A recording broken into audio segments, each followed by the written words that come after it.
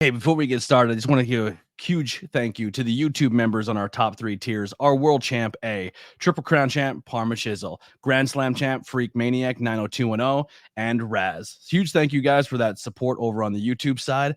Cannot wait for you guys to start this show. So here's some Not Cool in High School with some music by the Converse Kid. Let's get it going. This is a Ben Frank Connection presentation.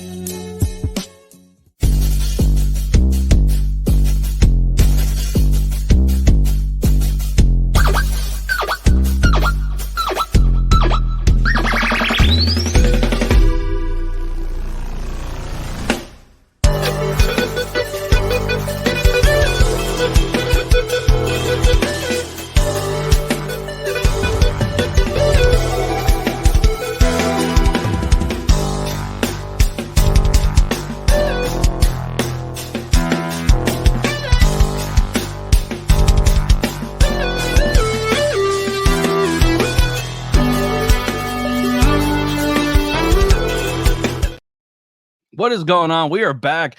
ABJP presents Not Cool in High School, episode 128, The Terminator with Sonny Defarge. Very excited for this one. This is our first guest on Not Cool in High School. This movie review will contain spoilers. This movie's old. I'm sorry, but we will put it in there. We're going to try some things out. Like I said, I'm still finding myself when it comes to making this brand and making this content. I'm very, very pumped for it. If you guys are in the chat, make sure you say hi to us. If you are listening to this later in your car, take a screenshot of it, post it on social media and be like, hey, man, I really thought this episode was cool. Maybe this is another movie you should do. Just before we get into anything, just like the Terminator, we will be back because Mr. Defarge himself has agreed that we are going to tackle this entire franchise. Not tonight, but throughout the course of the history of the Not Cool in High School movie reviews. And other ones you can look forward to. Our next ones coming up throughout the month are going to be Not Cool in High School Horror, where Harleen Lopez will join us talking about Saw. This one I'm really pumped for because here's the thing. I like to be challenged. Terminator is a movie I remember watching, but it's not a franchise I really dove into. Sci-fi and horror are not my brands, but now that I'm older and I feel like I can process them better, because as a child, a lot of this went right over my head. And rewatching them as an adult, I think I'm having a more of an appreciation for them. So it's a lot of fun. But here's a review. It's going to be an album review.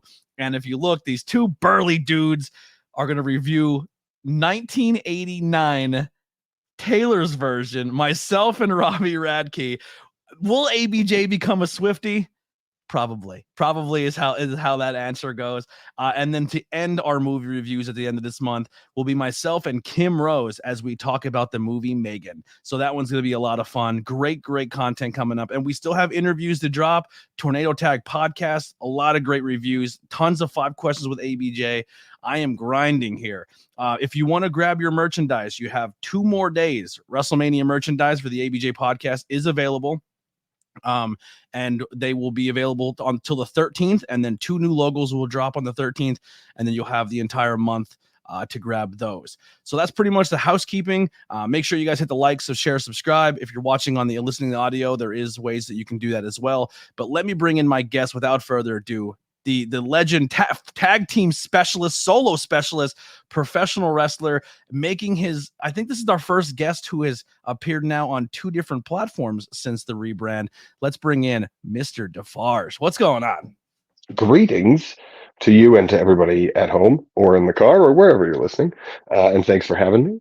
And I think it's super cool that I'm the first person to do 2 of your podcasts. I had no idea. Yeah, this is Harleen would also. So there's a few people who have been on the main podcast, but now kind of crossing over to the other brand. You are the first one to do it, so you'll be back. Cool. First, cheesy catchphrase there. But so we when I was pitching this idea and I knew I was going to do this, we were talking at Cheeseburger School, and I was like, man, I would really love to have people on, because I know there's a lot of people in the business who aren't very good, or they don't like talking about themselves. They don't like doing the traditional wrestling podcast. And I get that. And I understand why. There's a lot of podcasters out there who don't do a very good job, and it leaves a bad taste in people's mouth. And the last thing they want to do is regurgitate the same interview 100 times. I get all that. So I'm trying to find a creative way to get people exposure, as well as maybe not talking about everything professional wrestling, and we can talk about things we're passionate about. And when you heard that idea, you're like, I need Terminator. Like, I don't like, I'll fight whoever wants it, but it's mine. I get Terminator. Yeah. Yeah. I'll do all of them in one day if we have to. I'll do one of them at a time. I will be here at 9 o'clock next Thursday also to do Terminator 2 if you want. I'll be here not 9 o'clock tomorrow. I'll be in the car, but you get the deal. I get it. I get it. Yeah. Very passionate about it. So why is Terminator this movie for you? When you had all the choices of what was out there, first dibs of pretty much any franchise, any movie, you chose Terminator. What makes this movie stand out so much for you?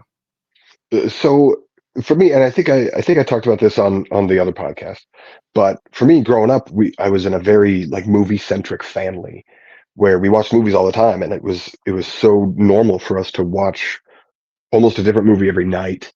And I thought that was just what people did, to the point that I would make movie references throughout elementary school, throughout middle school, throughout high school that people did not understand. I still do it to this day. It's a thing. Yeah, if you live in movie quotes, we're going to be friends. Yeah. Right. So for whatever reason, I guess maybe this just is how it worked in the 90s, but I gravitated towards Arnold Schwarzenegger a lot. He is like one of my heroes. His political beliefs and stuff like that aside, like his journey and what he did and his movies, he's just one of my heroes. And it started out probably not even with Terminator, because the movie came out in 1984. Spoiler alert, I wasn't there to see it in 1984. But I had seen Arnold Schwarzenegger movies beforehand, and he was already somebody I was a huge fan of because of things like True Lies and Last Action Hero and stuff like that. And then the family is just like, oh, let's watch these Terminator movies. And it was probably because Terminator 2 was on TV or something. Yeah, Terminator 2 is the one that I feel like everyone grabs onto. Right. Yeah. And so we watched that, and I said, oh, an Arnold Schwarzenegger movie. Sweet. Awesome. And spoiler alert for those that haven't seen all of these or know anything about them, he's the good guy in the second one. Yes. And which I forgot watching this one. and like the music and the visuals and the everything about it, like I just got sucked into it, and I watched it so many times that I broke the tape. And then I learned that the movie was called Terminator 2 because there was one before it. When you're young, you're kind of dumb. Yeah. So then I end up watching the first one, obviously, and I'm like, can't wait to see Arnold Schwarzenegger save the day. I can't wait to see my favorite hero, Arnold Schwarzenegger. And then he comes up and he shows up and he's naked and he's doing his thing, and then he punches Bill Paxton through the chest, and you're like, that's not right. And then the movie turns into this horror movie, and it's completely different, and it flips everything that I knew on its head. Yeah. But this is a big, long-winded way of me saying, one, it taught me a lot about how storytelling can be way, way different, just from one movie to another, or even with the same actor playing sort of the same character. And two, it was really just a part of a family thing for me, because that's what we did.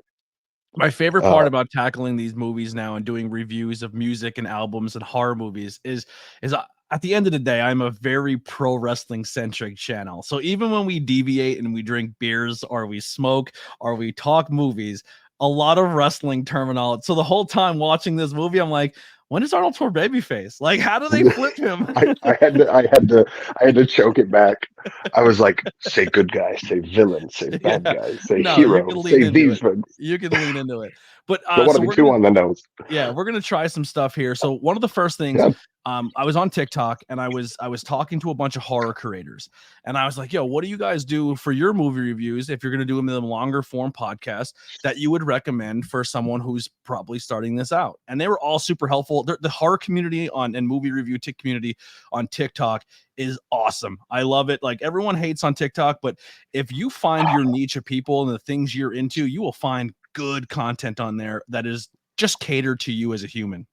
Another person trying to get me to download TikTok. Yeah, it's awesome. If you're into sci-fi, if you're into movies, horror, wrestling, it's a fun community. But they told me about this website called doesthedogdie.com. Now, the reason why I want to put this website over, weird name, but essentially what this website does is if you're someone who your partner or your kids or anyone you may know who has certain phobias, triggers, things that they not that it would turn them off from the movie, but at least they can mentally prepare themselves for what they're about to see. It is a cool, useful tool to help people out. So this one, the first one, it does the dog die? Yes, 2 dogs are killed, but it is an off-screen kill. Mhm. All right, so that's something. Another one they say here, abandonment. If you're having issues with abandonment, you're gonna have a little bit of an issue here.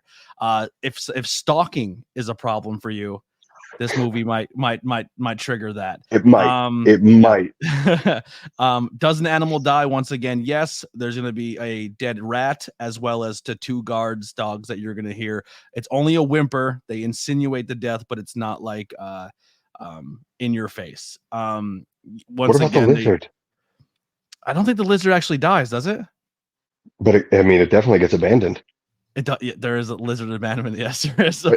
Involuntary abandonment, but yeah, bro, that lizard. We'll get to it.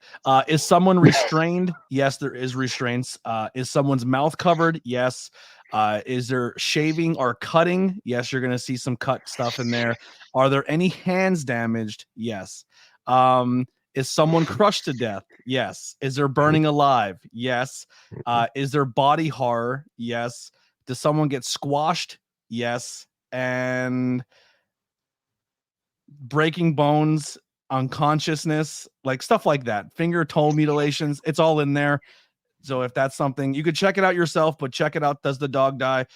Is something you should look out for. I didn't go through all of them. I just kind of got some of the key ones, but is it a website you can use that I learned out from those curators. So thank you guys all so much. And I didn't mean to laugh so hard at the name. Yeah, some of them are just the name. Yeah, it's tough. Like, so like me watching a movie, I'm just so desensitized that like I see stuff and I'm like, wow, but it just doesn't click to me the same way it does somebody else. And that doesn't make right. I don't want to diminish someone of saying, well, oh, you're a baby, don't watch the movie. But people still want to consume art. And right. And yeah. Mm-hmm. If it's something that's going to upset you, then get the warning. Absolutely. That's why we have trigger warnings now. Like, absolutely, not to sound too like oversensitive, whatever. Like, people can get triggered by whatever, and so trigger warnings are necessary. Yes. Just don't start putting them before the movie, though. In the movie theater, that might be a little weird. Yeah, because it could spoil things. Fun fact: I just watched the movie for the first time on HBO Max. I was like, yo, I want to go back and watch some Mel Brooks movies, and I put on Blazing Saddles. Before the movie even starts, they do a 45-minute video essentially saying sorry. They're like, we're sorry for what you're about to see. And I was like, I get why, but it's like, if you don't know by now, you know what I mean? Yeah. But there's a little bit of tongue in cheek to Blazing Saddles. Yeah, it's long. It's a long. It feels like it was an hour. I'm like, does this movie start anytime? And you can't skip it. It was rough. But The Terminator is a 1984 American science fiction film co-written, directed by James Cameron, and co-written and produced by Gail Ann Hurd.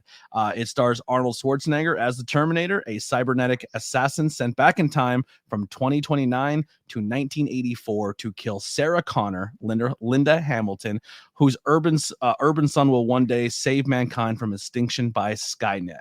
The movie was released in October 26, 1984. It runs for 107 minutes. It is a United States film.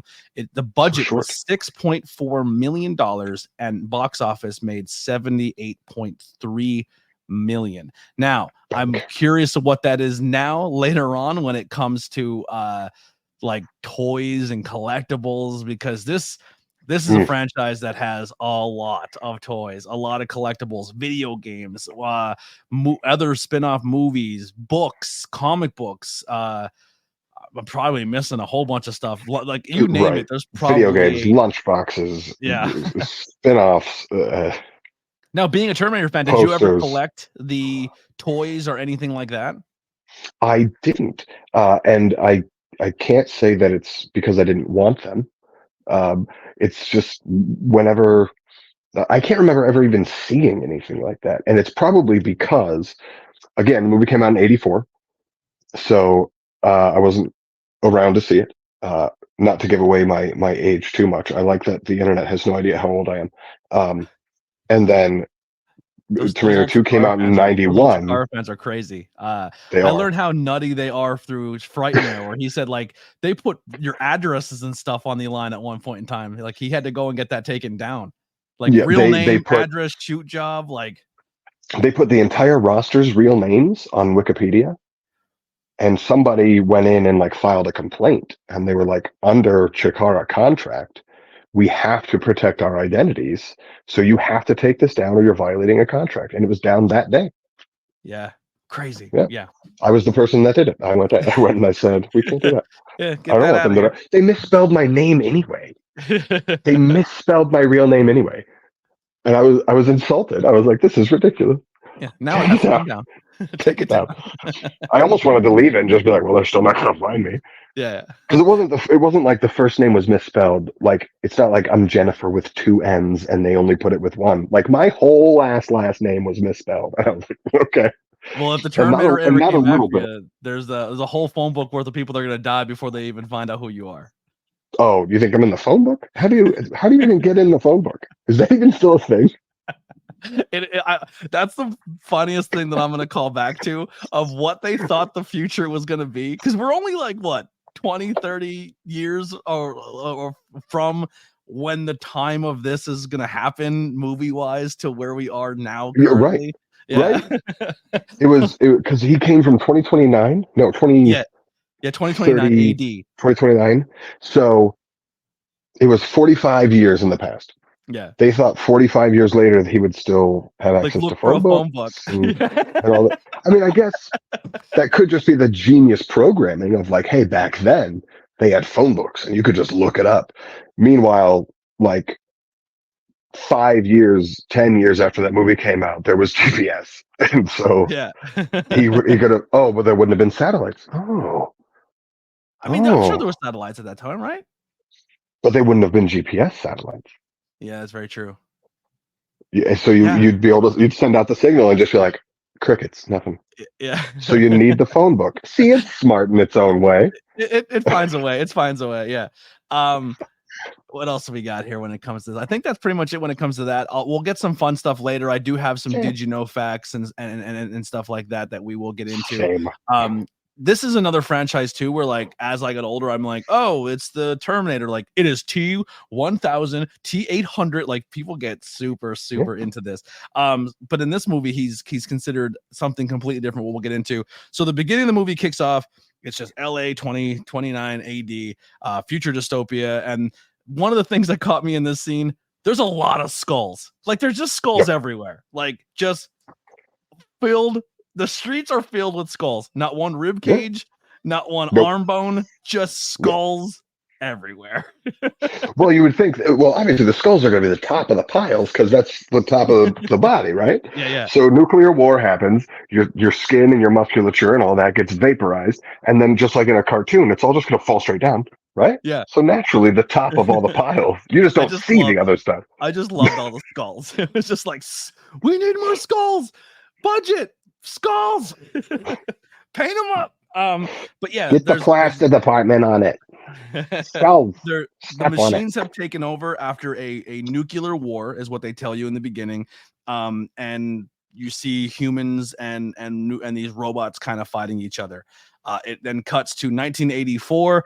A garbage man is doing his job, and lightning and a portal opens up, and a really large bodybuilder, naked Arnold Schwarzenegger appears in the alley.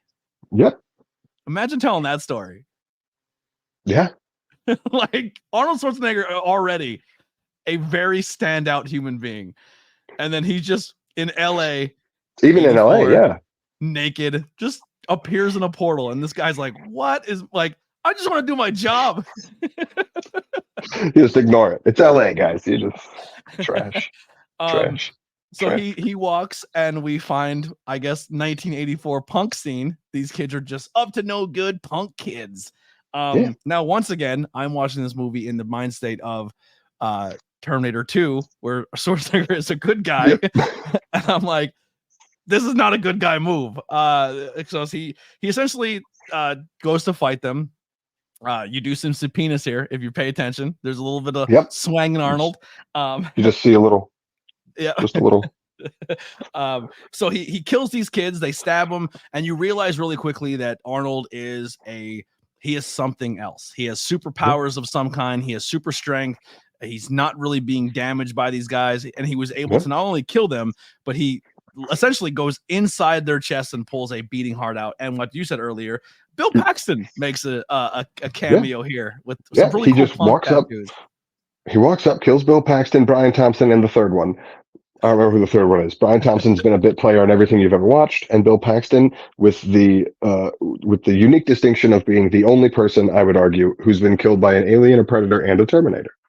Holy shit, that is a trifecta. Bill Paxton did it. Yep. People say Lance Henriksen, which Lance Henriksen did not get killed by a predator. In Alien versus Predator, he died of cardiac arrest before the predator did anything. And in Aliens, he's a cyborg. So he wasn't alive to begin with, and he's still kicking in Alien 3. So obviously didn't happen. Yeah. Bill Paxton. Not to get too sidetracked. That is a great did you know? So when you guys go and you ever play trivia somewhere and they say, name the actor killed by these three creatures, now you know. And it's all because of Mr. Defarge, and you're welcome. Like I said, people will say Lance Henriksen. So if you say that, that's probably the answer that's on the card. Fight them. And they're wrong. Yes. They are wrong. And that's exactly, and we gave you the tools to prove them wrong. So yes, and then kind of cuts to another scene here. Another time traveler is popping through a portal. Once again, all naked as well. The whole time I was like, naturally, was there a reason for the nakedness? But they actually do. They actually do. He shows up in an alley, walks up, just steals a homeless guy's pants. They don't really show him taking the pants off of the homeless guy. They kind of cut and he's pulling them up. That would have been a funny scene. Give me your pants. Right. I mean, the cops chase him. It was obviously late at night. He was probably just tired. He probably just had to shimmy him off of him. Yeah. You know, that's a choice. You stole my pants. You take a homeless man's pants. That's a bold move. It's a real bold move. It might almost be better than be pantsless. Yeah. First pair of pants you see. It's not like he was in a store 5 minutes later. Yeah, where he changed his pants anyway, and now this poor homeless guy has no pants. He could have. That should be a deleted scene. He went back into the alley. He was like, "Yeah, here's your pants back. Here's your pants and a I love to piss in them. Here's your piss pants." So yes, he does run, goes into a store, puts on different clothing, and a lot of product placement in this movie because he steps down from the changing booth and this dude's rocking some Nikes. Yes, and I kind of researched them. These Nikes are a big deal. Like they're called the Nike Terminators, but at the time they were called the Nike Vandals. They're kind of like the Nike Air Ones, I think. They're like a spoof of them, but the actual shoe from my research is the Nike Vandals. And they retail about $1,500 if you want them a pair of those right now. It is essentially it's essentially a high top Air Force One. They're cool looking shoes. I would wear them. But yes, and not only you'll see the movie in the movie once, but they make sure to show them later on once again. Yes. Now Real it quick, cuts. Yeah, go ahead. When you're jumping through this, you do the did you know that's at the same time as you're jumping through stuff, or do you jump back later? We'll go back and do the did you know that's later. But if you have them, I'm gonna insert stop them.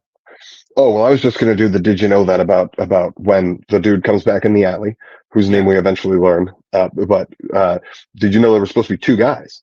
Like in the original script, two guys were going to come back in time into that alley. Really? Is that one of your did you knows that you got written down? I was actually going to do the did you knows like on the fly at the end, but if you have them, please tell them. Oh, so, but I don't want to steal your thunder from ones you've got. No, this is why you're the guest. This is your movie because you know it more than I do.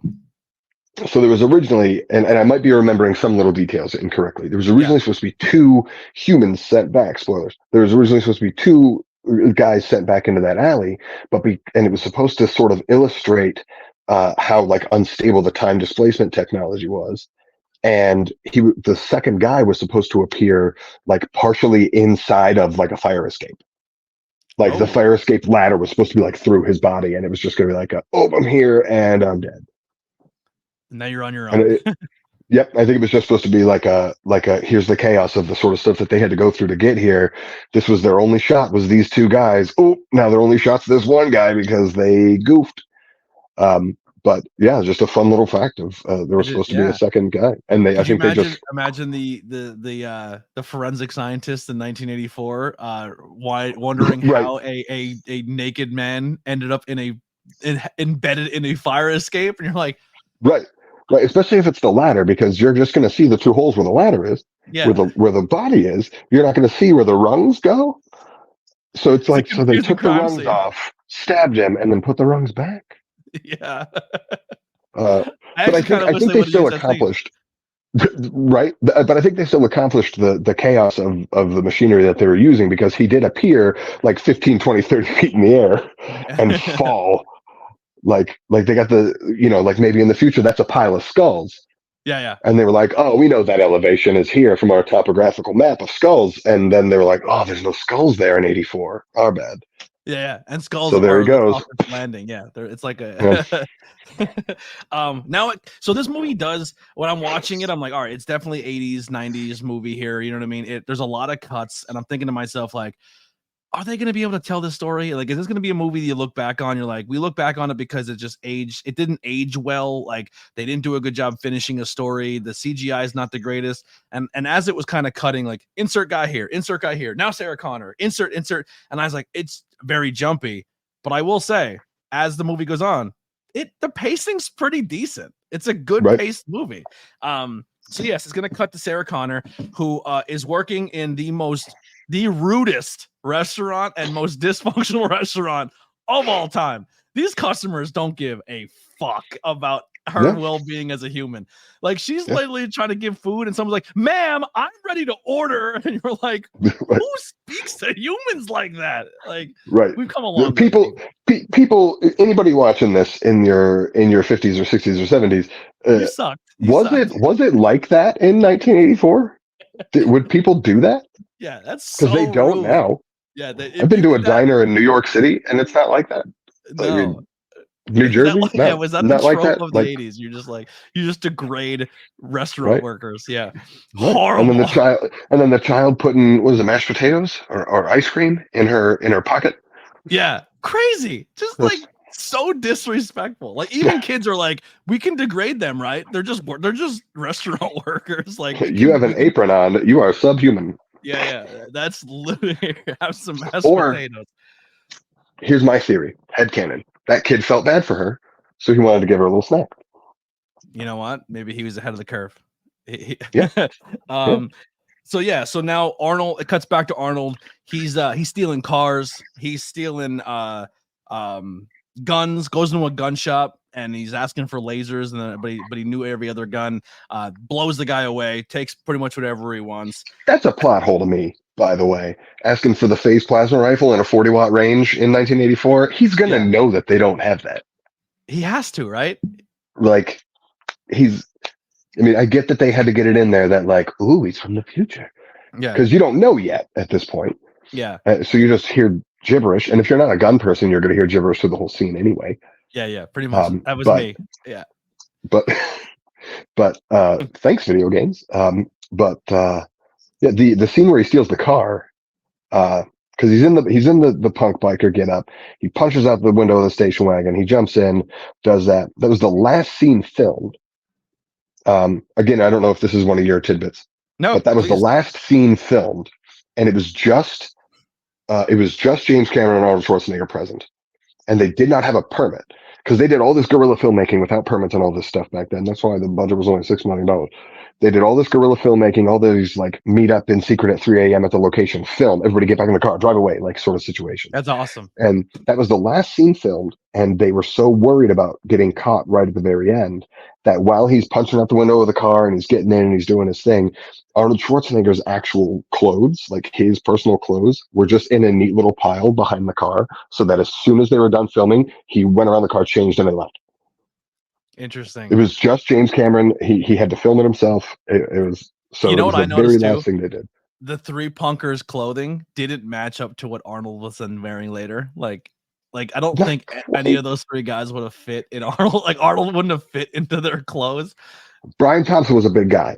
Yeah. Brian Thompson was a big guy, and he almost has the exact same face as Arnold while also looking completely different. But I think he was the blonde punk. Yeah. I might be. I haven't watched the first one in a little while, but he was a bit. I would believe he could wear his like jacket.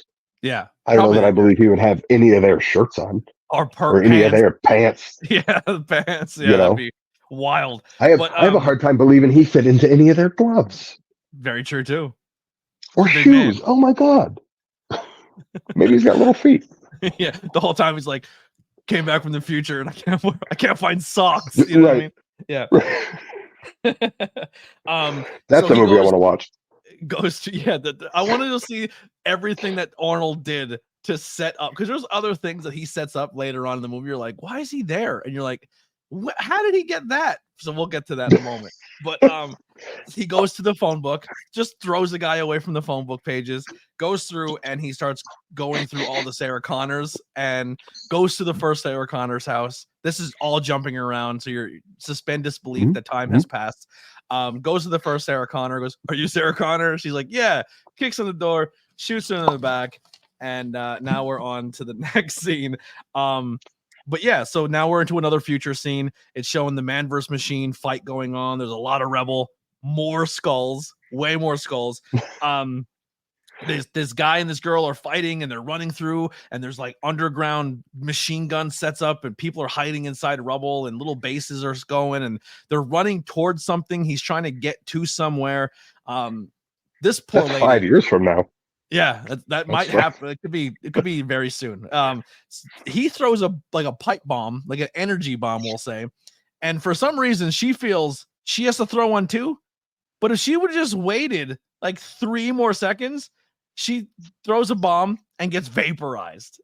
And the guy's kind of like, then the bomb goes off and it destroys the entire robot. And the guy's like, well, she's gone. And he just kind of runs away. And then it flashes back to modern day. And there's a weird, so now we're at Sarah and her friend or roommate Ginger, and they're at their house. They're getting ready. They're getting dressed up to go out. I guess they're doing like a double date or something's going on, or she's going to hang out with her guy and Sarah's going to go out on a date with this other guy. She answers the phone and it's some just random dude dirty talking. It's pretty strange. And she mistakes like, oh, okay, let me put, like, she listens to way more than she probably should have before she corrects him. And then goes, yeah, wouldn't you though? Like you have just from the looks of him, I can only assume it's Peyton Manning's dad on the phone talking, and you're just gonna be like, I'm gonna mess with my roommate's boyfriend real quick. There's a weird dynamic to this friendship with these three. We'll that I want to kind of dive into. They're so just she goes, comfortable. very, very comfortable. She goes to give her the phone, and she's, for some reason, she just lives in these Walkman. These goddamn Walkman. It is like how, like, the equivalent of the 80s of us now with our phones. Like, these kids and their Walkmans, like, they're just in their earbuds the whole time. The world is oblivious around them. My kids don't listen to me. Yeah, she gives her the phone, and then he just immediately like, hello, and just dives right back into his monologue of dirty talk. He rehearsed. He rehearsed. He rehearsed, or he's got it written on the wall in front of him.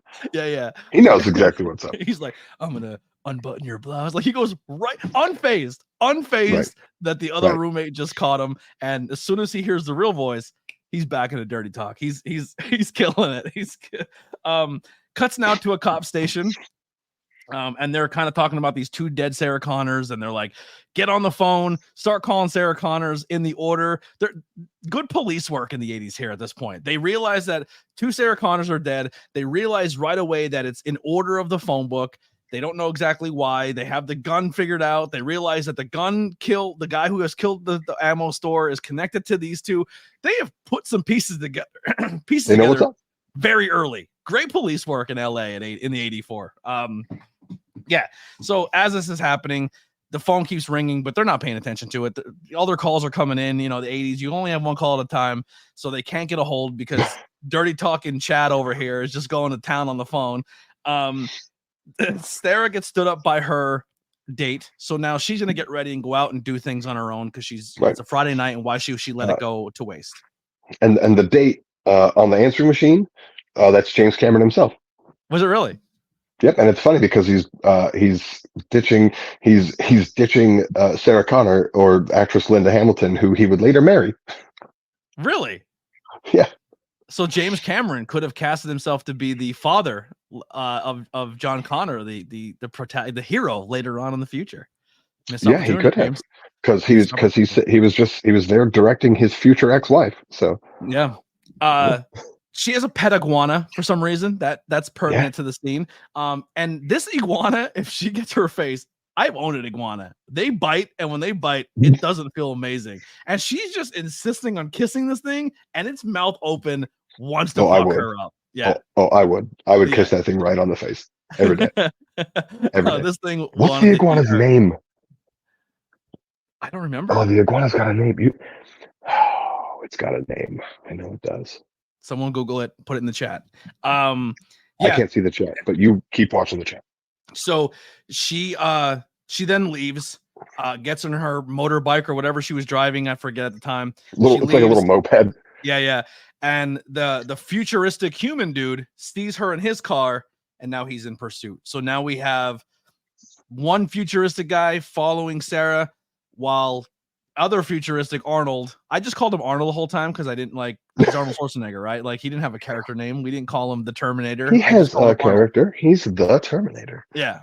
At this point in time, we don't know what the Terminator is yet. We're putting it all together, unless the movie. And at this point in time, for those watching it the first time, you don't know they're from the future yet. You don't know what these visions are that you're seeing. You don't know that one's a machine. I have to remind myself that all the time.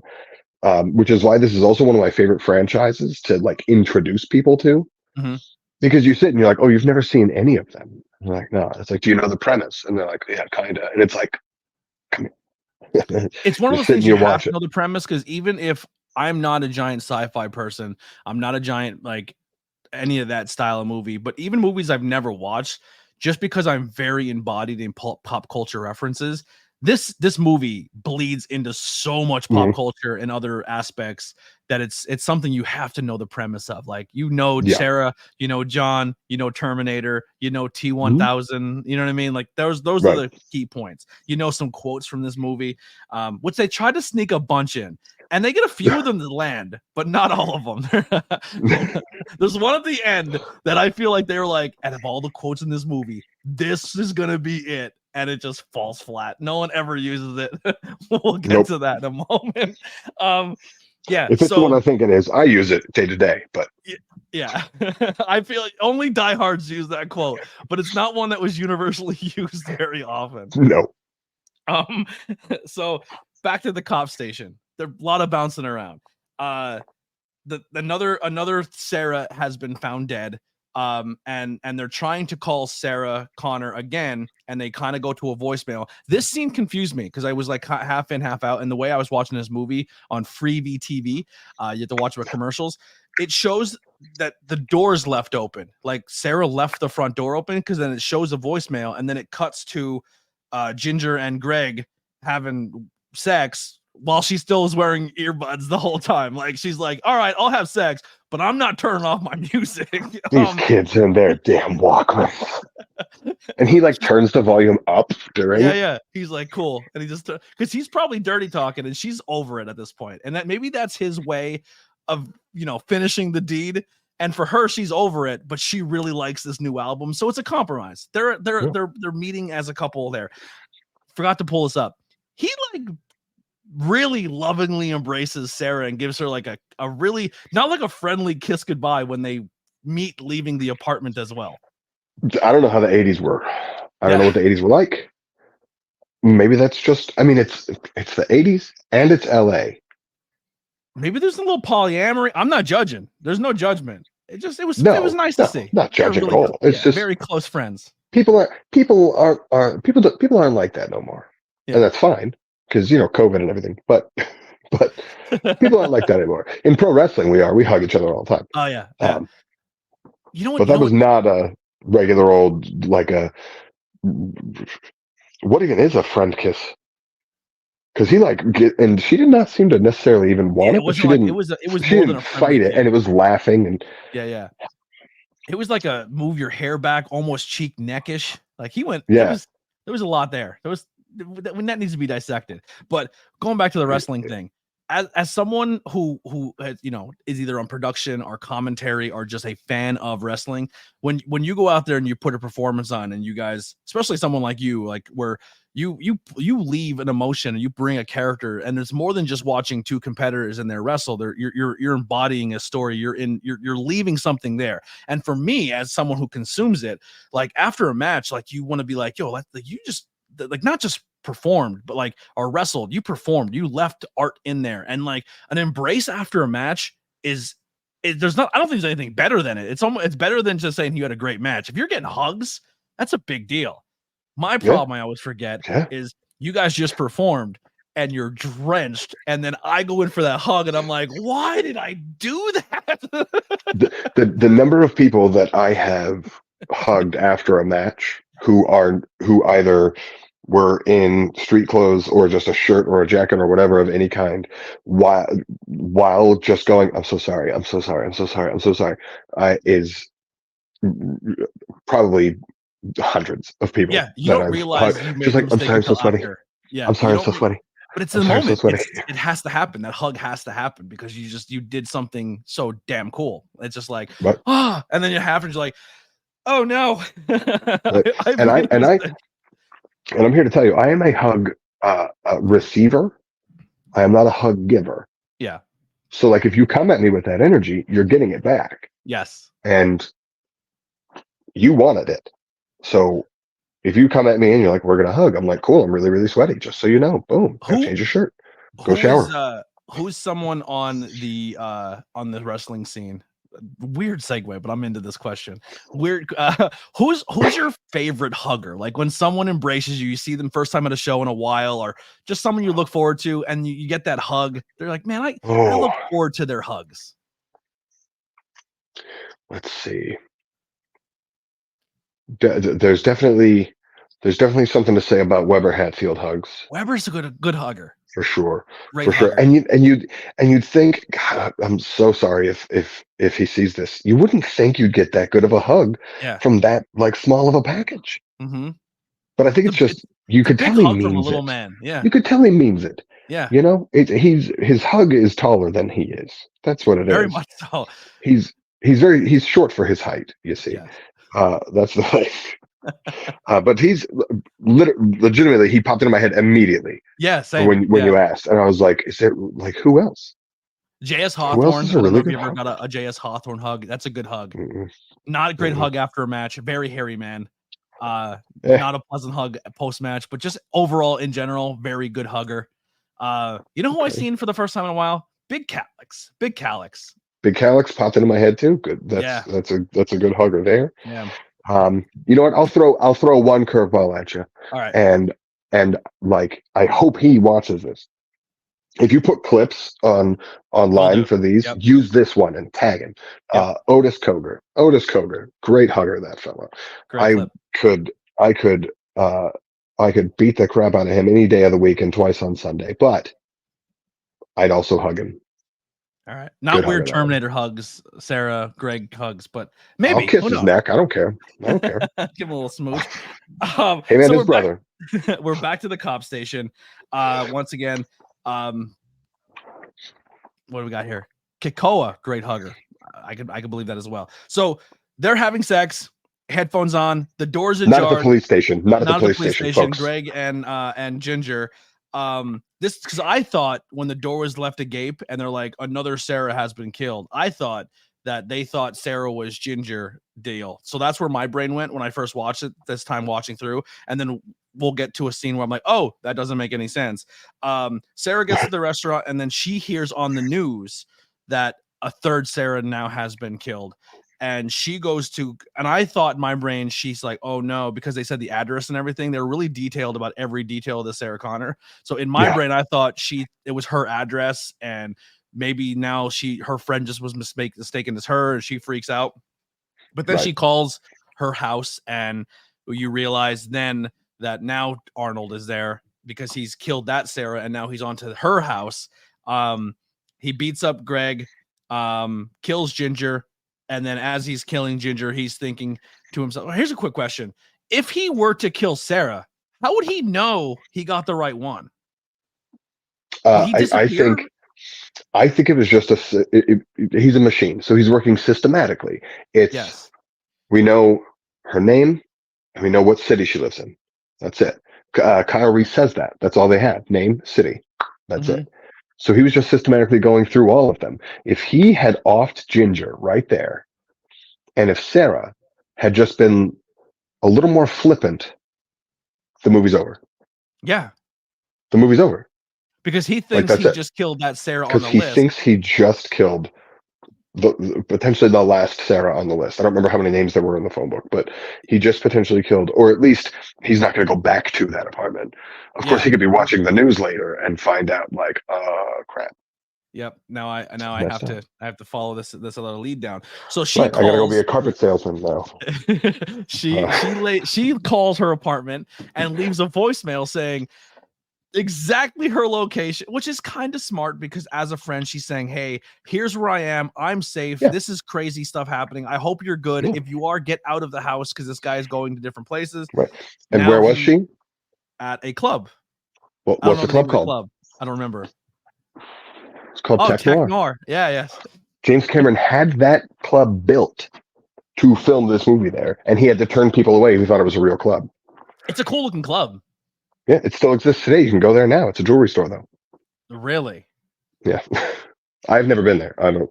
Yeah. So, honestly, but it's apparently a jewelry store. The beginning of the club is kind of like a movie theater. Like the girl sits out front in a little ticket booth, and then you go in. Yeah, but it's like a cage. Yeah. It was Start doing that at wrestling shows, people. Somebody. Yeah, build a cage. Start doing that at shows. Build a little cage where you're doing the tickets.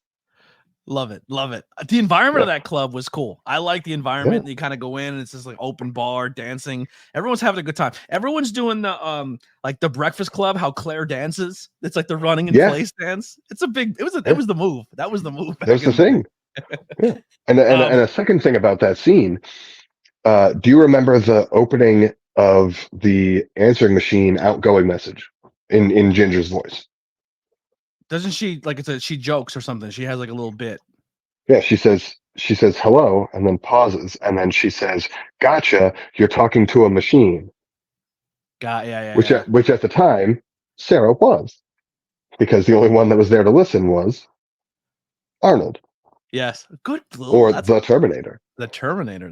I didn't put that connection together. That's good. Did you ever make a voicemail like that? Like a joke one? I did. No, my mom did not like it at all. So I had one. It was like me and my buddies, and I made the voicemail like we're in a loud room, and I'm like, "What? Hold on. Who is it? Who?" I'm like, "God, shut up. Who is it? Who?" And my mom has sometimes no sense of humor. I just remember getting the first voicemail when I made that, thinking it was the funniest thing ever. And I was like, "Change that fucking thing right now." She hated it. And that's why I'm like, the wrong person is going to call me or something. It's like, an emergency. I'm an aspiring pro wrestler. And I'm like, yeah, when I get that phone call from Triple H, I want it to go, "Hello.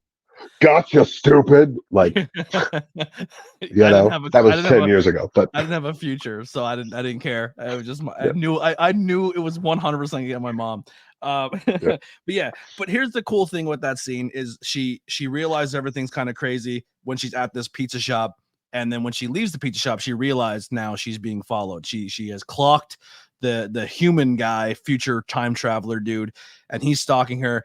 But also in that scene too, Another creepy dude. A lot of creepy dudes in this movie, but the guy who's standing next to her at the payphone is kind of like giving her like the creep eyes, which really Isn't he said on the phone too? no, he's just standing there. He's just Yeah, he's just standing there and he's just giving her like just staring at her like meat eyes. But it sets a tone of like now she's paranoid because someone's going around killing everyone with her name, and every single person now that makes eye contact or looks her way, she's paranoid with. So it sets a cool tone that way.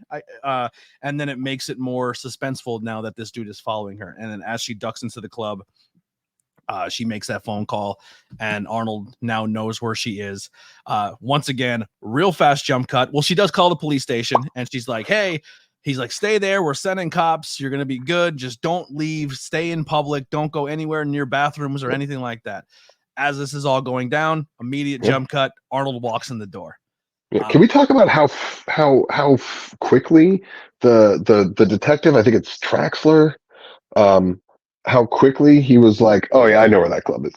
Yeah, he knew quick. Yeah, did not look like his type of scene, but I'm happy for they knew it was there. I feel like he was like a closeted like tech fan. Like this is like that's where I go after work. Nobody here knows that. Yep. And they're not gonna know that. He's like, you don't need to give me the address. It's like, yeah, I'm at Tech Noir. He's like, yeah, I know the one. Drink. I'll be right. I know the one. I know the one. I love that for some reason. That's a good bit.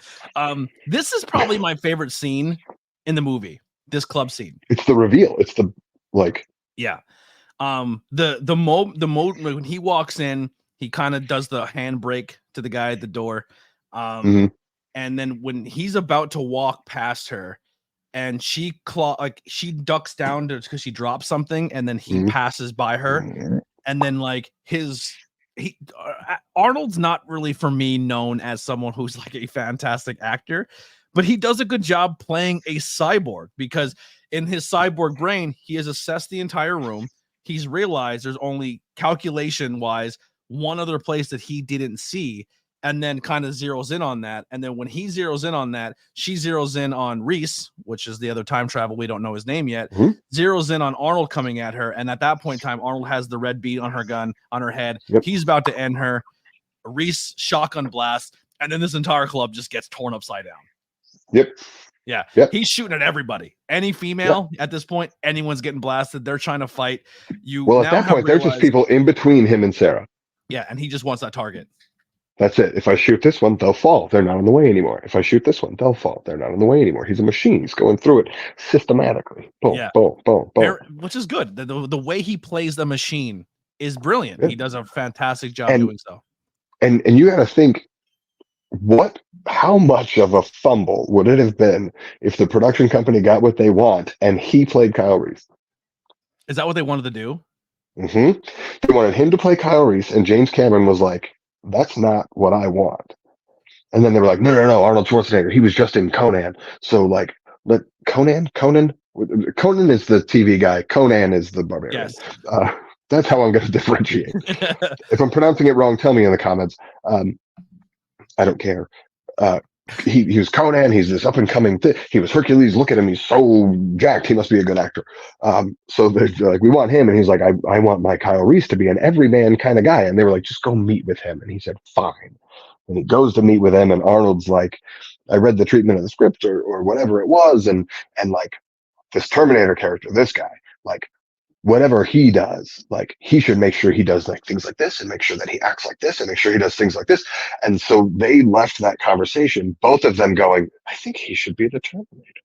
It's a good move. It's a good move. But neither of them, from like a little interview with both of them that I saw a million years ago, neither of them said that to the other one, because in Arnold's mind, James Cameron wanted him to be Kyle Reese. And in James Cameron's mind, Arnold wanted to be Kyle Reese because he wanted to be the hero. But Arnold was just like, I want to do this Terminator gig. I want to do, because it'll be fun. It'll be, great. And I only have 13 lines. Who needs more? Like, what's easier than that? Very little lines. He doesn't have to deliver them very well because he has to deadpan the thing, which is not his strong suit is acting at that point in time. He's the bodybuilder guy. He's booked for his look. But the small things that made him seem not human, he did very well.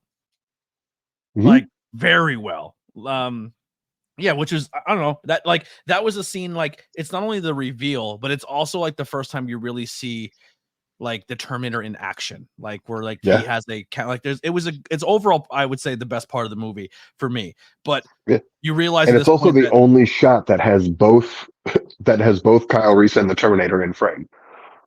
wow, yeah, There's another one with both Kyle Reese and the Terminator in frame. It's the only shot that has both the actors in frame, Arnold and Michael Biehn.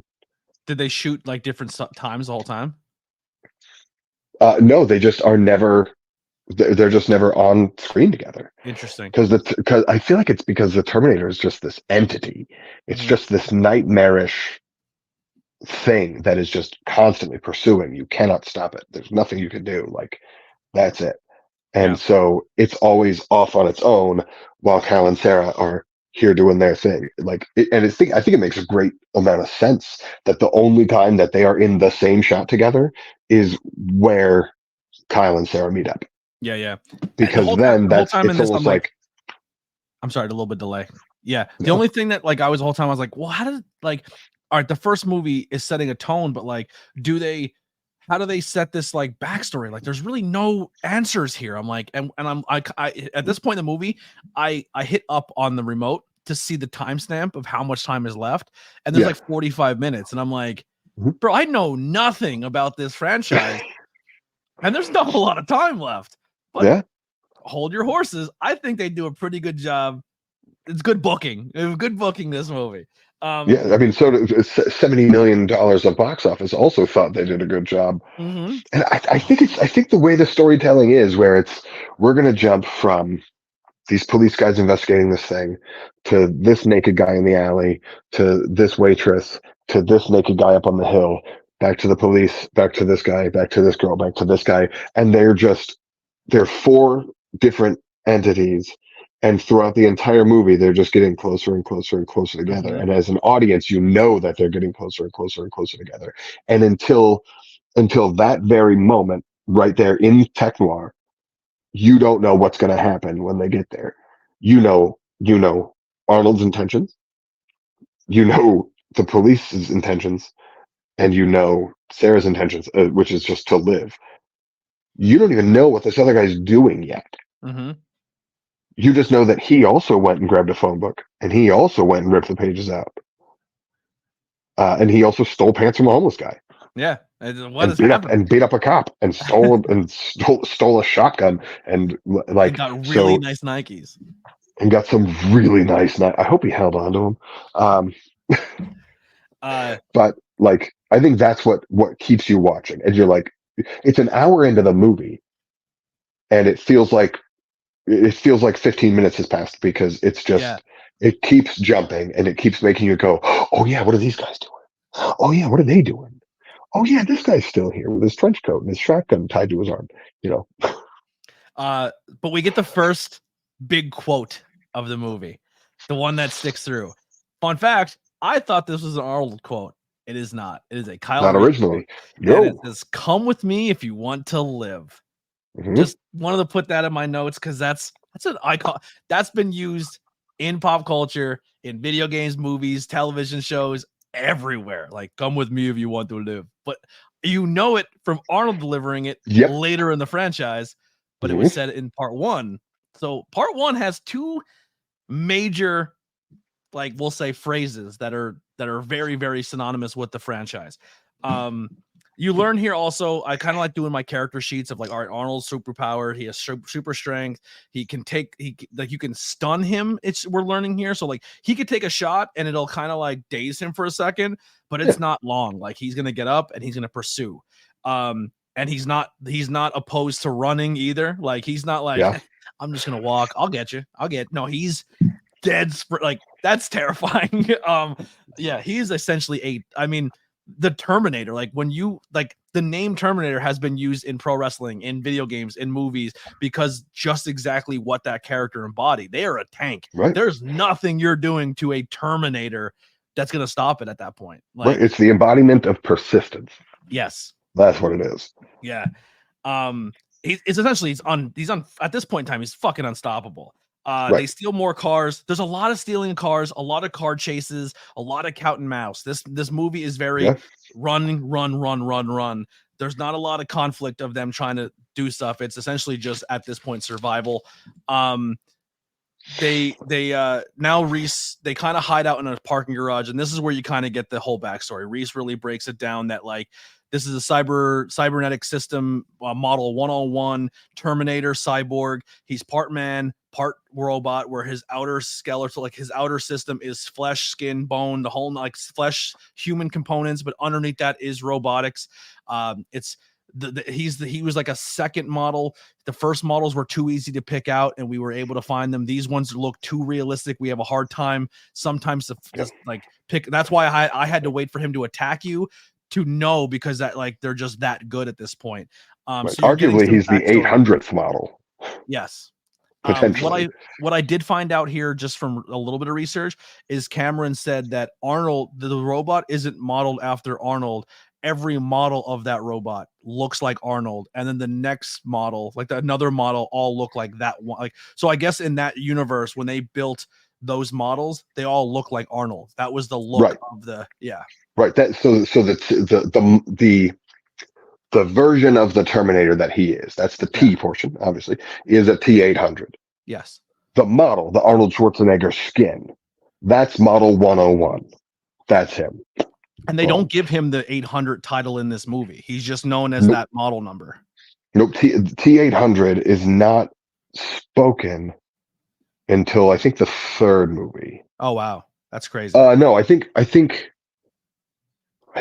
the second movie?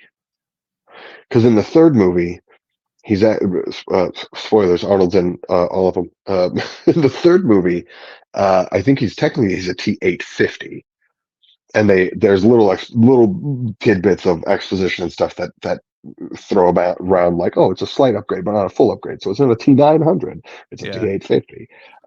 But like the model 101, that's the model that looks like like you wouldn't say. Which that's actually a goof in the third movie where he calls himself a T-101, the idiot. But like you wouldn't say like, oh, I've got a Honda green. You wouldn't say that. Like that's not what you have. Like 101, that's the color. That's the dressing. Yeah.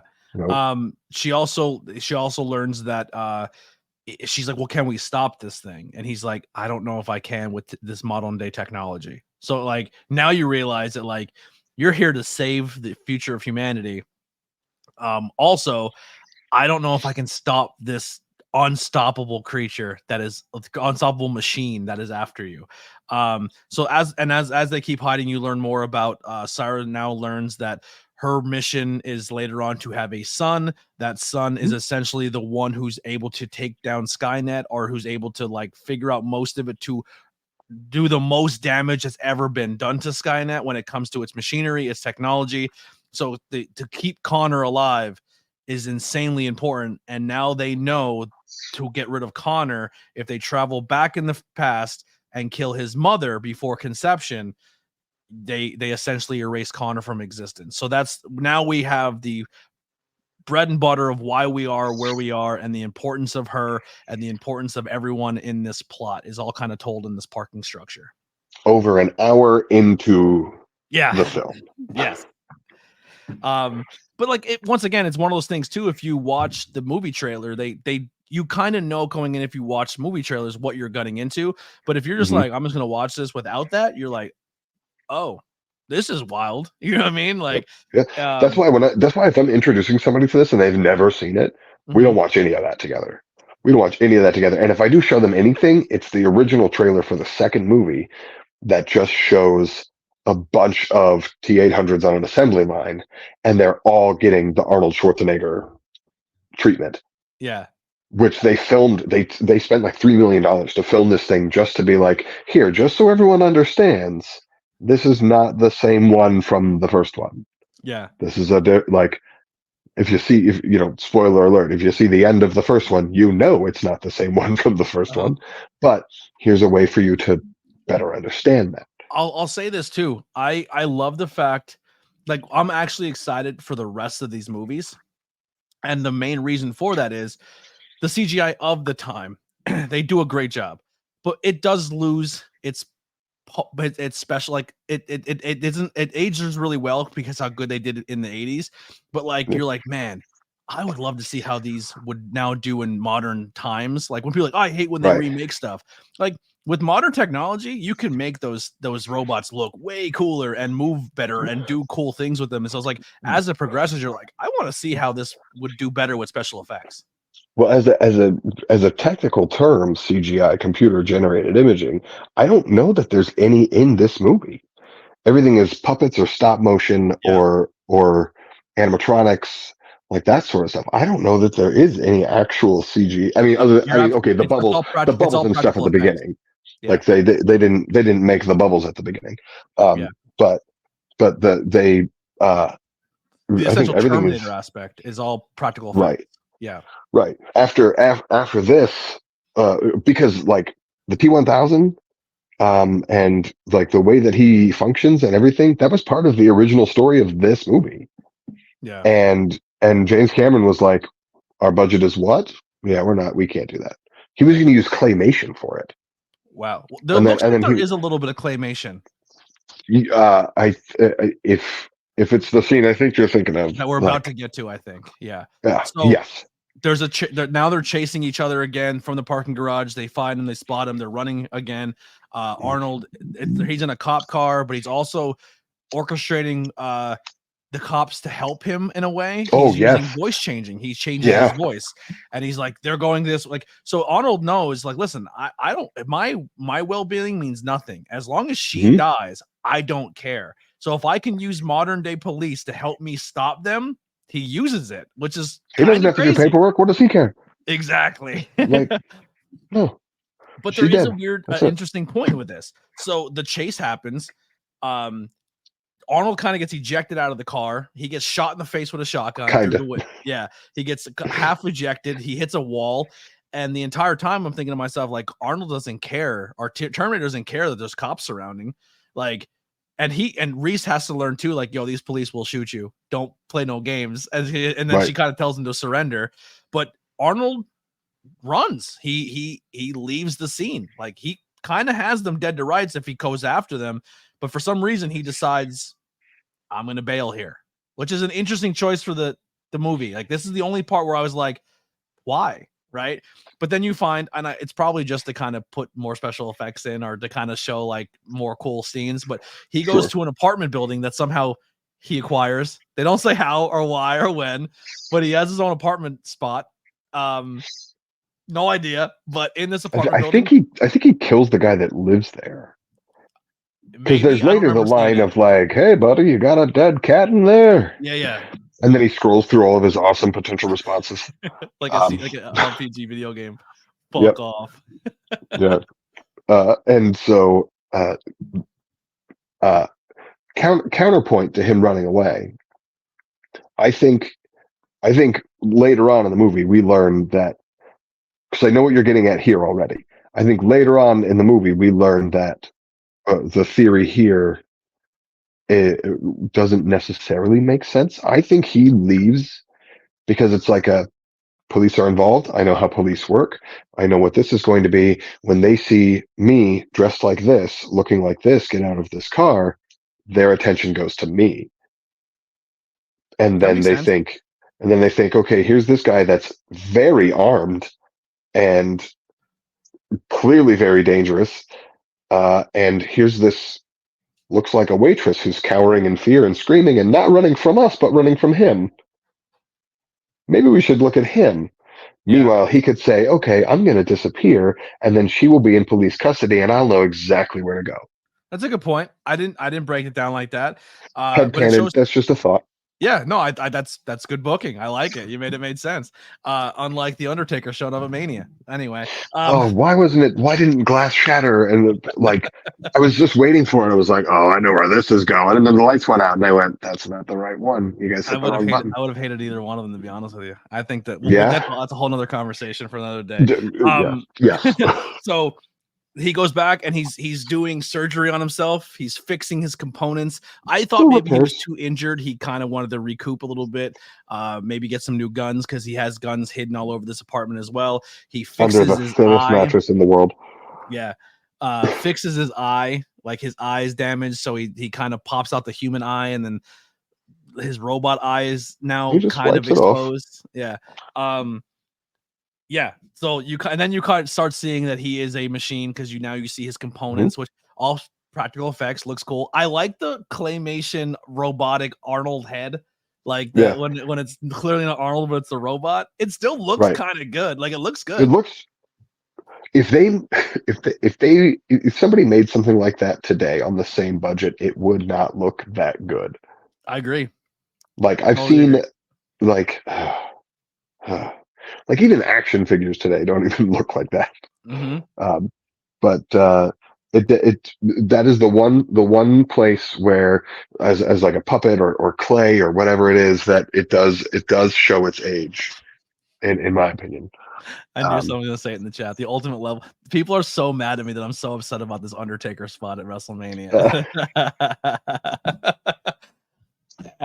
Whatever. Yeah, I'm trying so hard. It was cool. Yeah, it was cool. It was cool, but it didn't make sense. You had the whole person who was involved in the story. Have them run everybody away. That's what you do. Easy. Yeah. Anyway, it's fine. So there's Arnold. There's Arnold missing one eye, both eyebrows, most of his hair. And Arnold shaved his eyebrows for the post on fire scenes. He shaved his eyebrows. Yeah. And he was so afraid that they would not grow back correctly, he had them insured.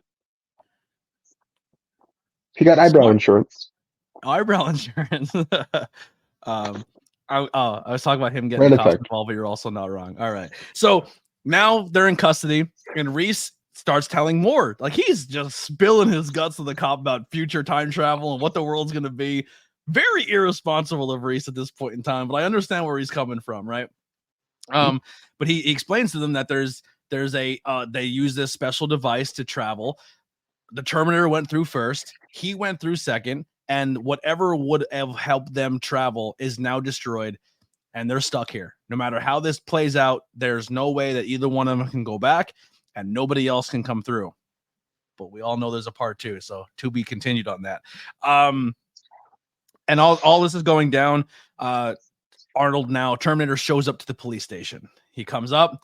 He's like, I'm here for Sarah Connor. She's upstairs. She's giving a statement. So now he knows she's there. And he kind of like, in a good cyborg way, kind of looks around, assesses everything, probably in his brain counting or maybe using technology or whatever it may be, and then goes, I'll be back. And he leaves. I'll be back. There it is. There's the number 2. We did it. He goes out and he just drives his car through the front doors, and he is just laying to waste the LAPD. Yeah. You let somebody know you'll be back, and as you do, you drive your vehicle into the building. Yes. Those are the rules. I'll be back, vehicle into the building. Great scene. He's just blowing everybody away. John then breaks out, gets her out. They run. Kyle Reese. Yeah, John isn't breaking out of anything yet. Give it like 9-10 months. He'll break out. Well, he's about to break out soon, but in a different way. Another chase scene happens. They're underneath a bridge. They're talking more, and then that's when Sarah starts finding out that more about it. And he's like, "Hey, John is like a hero of mine. Like he's someone who's done so much for me, and if I can meet the great Sarah Connor of everything he told me about you, like legend. he's like he's fanboying a little bit. He's marking out for Sarah Connor. Like, friggin' Mark. I mean, like." he's super into John. Like John's his boy. He's like, yo, like we kind of look alike. And I'm like, oh, I see what's about to happen here. So yeah, all this is going down. They're under the bridge. She dreamed about dogs. He dreamed about more post-apocalyptic stuff. So then Terminator now is trying to figure out where they go. They go and book a hotel room. While they're in the hotel room, she calls her mother. And she's like, Mom, I can't tell you exactly where I am, but I'm safe. I'm at a hotel. Here's the name of the hotel just to give you a little bit of something just to go off of. Everything's going to be fine. I love you. Goodbye. Cuts to the mother's house, and it's a Terminator, and he's using voice changing equipment again, because before he left, that one scene, he does take her address book, and he uses the address book to find out where her mother lives, so then he can kind of calculate and maybe get ahead of finding her. Smart move. Yeah. Then they have her and Kyle hook up. That's and that's where little baby John is born, right then and there in this hotel room. Well, he's not if born, you didn't see that conceived. Coming, yeah, he's conceived. The deed has been done, which is a weird move for Reese here. Like, but it's gotta happen. Let's break this. I know, but it has to happen. How does he know it's him though? He's got to know. He's got, but like it's that weird. Like, I feel like it's one of those things where, paradoxical bullshit aside, I feel like it's one of those things where it's like, if I tell him this happens, it's going to screw everything up. They got to naturally have this chemistry. This is John talking. They got to have this natural chemistry. My mom. Like, hey man, here's this picture of my mom. I'm going to give it to you to hold on to it forever. Isn't she hot, bro? Isn't she hot? Pretty hot. You'd think at the age There's a lot of layers to this. There's a lot. At the age that Kyle Reese would have been on Judgment Day, which he may not have even been born yet. No. You'd think he wouldn't be. You think he would be even more like maladjusted? Like, you think he would be way more socially awkward, right? Yeah. Especially if it's just like, okay, Reese, come here. You're 18 now. You get this picture of my mom. Happy birthday. Look at it every day. Do there's really no whatever you want with it in this age, you know. Whatever, do whatever you want with it. Whatever you want. And just telling all these awesome stories about how awesome she is. John's probably lying. First of all, he's grooming little Reese. Exactly, he groomed his dad and pimped out his mom from 40 years in the future. It's crazy. Or he's just a really, like, he come from the future where maybe it's like a Roddy Piper, Lords of Frogtown situation where there's not a lot of maybe women, and he goes back in time and he's like, I can mess things up here, but your boy's shooting his shot. You know what I mean? She's looking good. We just went through. I almost died 6 times. Like, I don't know. Oh man, what a story that would be. I don't know if I could be the Terminator. Like, maybe I mess up the future, but Sarah's looking kind of good. You know, it can go either way. It could be grooming, or he's just a scumbag who shot a shot. And what none of us know is, in the future, in Kyle Reese's other pocket, is a picture of John Connor's dad, who is not him, and it's just like, you got to memorize both of these so you know who they are. And then he goes back in time and he meets Sarah Connor in person. And he goes, she kind of fine. She's kind of. I don't know that we need to meet the dad. He's kind of a dick anyway. I didn't think remember that one time. Yeah. It's an interesting dynamic. Like, right. Yes. So Terminator finds them. They've already cleaned up. They're good to go. The seed has been planted. And it has now another chase scene, foot scene, car chase scene. The cool part about this one is there's a whole lot going on. Like, he gets in a fuel truck, there's a bomb planted on it, all this nuts. But the entire time it's going down, my favorite detail in this entire chase scene is he's so messed up at this point. His face is half exposed. The red eye is showing. And every time they show him in the truck chasing them on foot, you can see through the front windshield and you just see the red eye. Yep. That's a cool detail. Love it. That long shot where you're just like, he's in there. Yeah, it always caught my attention the entire time they pan to it, because it's a detail that I think a lot of movies would have left out, especially in the 80s. But they're like, no, that red light. I don't know how we're doing it, but you need to be able to see that he's in the front seat of that truck the entire time. I thought it was a cool detail. And it's terrifying. Yes, very much so. Like, imagine being in their position too, because that's what you do as a moviegoer, is you're watching it, but you're also feeling what they're feeling, and to know that they could be blocks and blocks and like miles ahead and turn around and still just see that.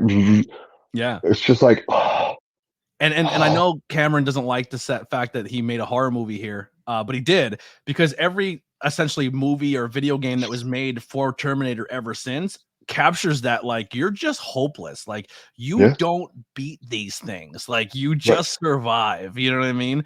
Yeah, aside from the ones where you play as Arnold, Yes, and then those ones are obviously a little different. But yeah, any Terminator game where you play as a human, it's like I can tell you firsthand that just from having played said games, like something pops up and you see that it's made of metal and you're freaking out.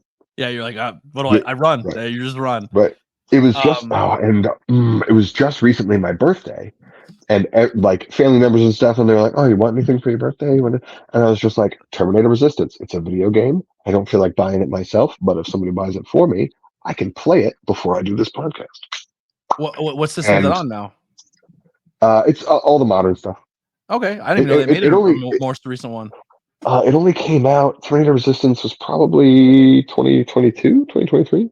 I think the last Terminator It's game I played recent. was like Xbox 360. Oh, absolutely, 100%. Yeah, Terminator 3: Rise of the Machines. yeah. I I remember that. played it. I I think the beat it in a last one. day. I was like, wow. Yeah, but that one too was like, it was more running and hiding until, if I'm not mistaken, I could be wrong, but yeah. So, truck blows Oh, up. there was a bunch on the 360. Yeah, truck blows up. He's on fire. Excellent use of green screen. Oh, good job, Jim Cameron. Yeah. Is he dead? Who knows? They have their moment where they embrace, and then up out of the rubble, a fully exposed robotic creature is And now. that is the nightmare. Yeah. That's the nightmare. That's the catalyst. That's the literal fever dream that set the whole thing in motion. Yes. So Because that is one of the first fun facts I read, that this entire movie was based off a fever dream, and that's the scene that he wrote the entire movie based off of. more or less. Yeah. I think in the dream, I think the robot had like knives for fingers or something in the dream. Of course. Maybe he had just watched like Nightmare on Elm Street or something. Yeah. They run into a lab facility, which is super convenient. Whole bunch of stuff going on there. They're climbing through machines. They turn on other robots, so he can't track them as well because the other robots and machinery are moving. Right, it's like It's weird that they're using technology against technology. It was a good bit. They put a pipe bomb in him, and the pipe bomb blows up, and you're like, we did it again. But unfortunately, he dies from said explosion as well, because he's right on top of the pipe bomb explosion. She breaks her leg. I think she damaged her leg really bad. She's messed up. Robot's still alive. She fell down some stairs, I think. Yeah, Terminator's still alive, but he's like a torso, and he's crawling at her. It's creepy as shit. The animatronics in that face of the Terminator were really cool. Like the way it like moved and looked around and had all those expressions. Insanely good. Did it have the pupils yet? I don't think so. Where it dilates? That might be something they save for the second one. I don't remember. She crawls through a machine that you can definitely tell is a tight compart spot. She gets through the other end. He's reaching out. She turns it on. It crushes him. And she finally defeated the Terminator. The eye turns off. Movie over. Shows her years later, a couple months later, she's essentially just driving. She's not look like she's like nomadic, or who knows what her mission is now, but she's leaving like voice memos to herself, to Connor, of being like, hey, I probably should tell you who your dad is. I'm going to. So maybe that's where you're saying Connor's aware of who his dad is, because she kind of says, you have to send this guy. And, even though we've known each other for 2 hours, a lot happened. Right. You know what I mean? We loved each other for an eternity, which is so dumb. Good line. Good line. Real fast, as it crushes, right before she turns the machine on, she hits him with, in my opinion, I think Cameron was like, this is the line. If any line's going to stick, it's going to be this. You're terminated, fucker. No one used it. Oh, I'll be back. Everyone says it. Everyone says it all the time. Everyone says it all the time.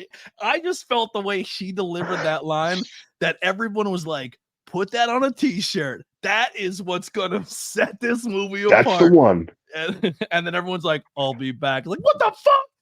Quote? I'll be back. The thing that Arnold said wrong. That's the one. Hasta la vista. That's not even yet. That's later, right? Where he says Yeah, it like that. yeah. Hasta la vista, baby. He's so pissed that he's so pissed that line made it. He changed it because he wanted your Terminator motherfucker to be the line. Yeah. Next match you do that I'm part of, or I'm in attendance. Right before you beat someone and you crush them, I just want you to be like, you're terminated. You don't have to say the curse part, but just say you're terminated so I can pop in my heart and soul. I feel like that's something you save for like you're the final two in like a rumble situation. Yes. You hit him with that and then you dump him over the top. Or depending, let's say, you're the big bad heel and you're going to lose. You hit him with that. You go to throw them. They Santino it around and they dump you out. Yeah. Good stuff. Great stuff. But yeah, did not catch it all, except for Mr. Defarge says he uses it all the time.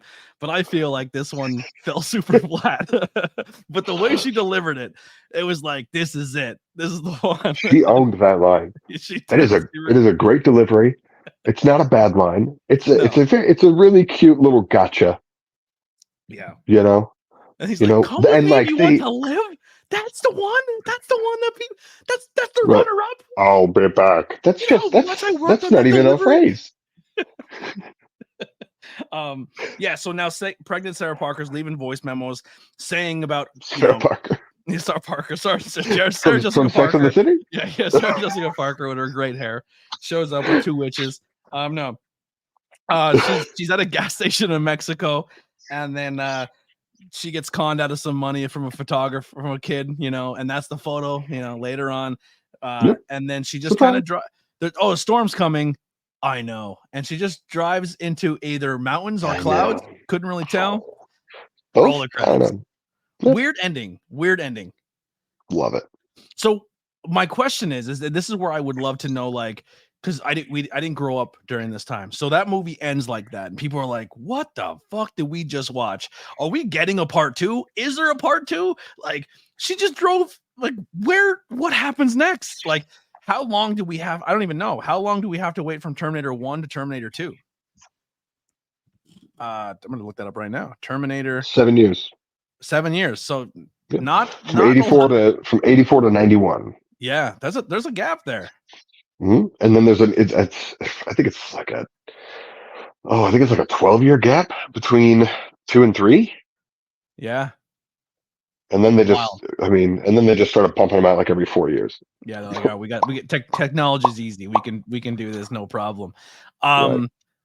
Yeah, overall, I enjoyed it. Like I said, I'm very excited to do the rest of this franchise and keep doing, because I really want to do more when it comes to this. Me too. But yeah.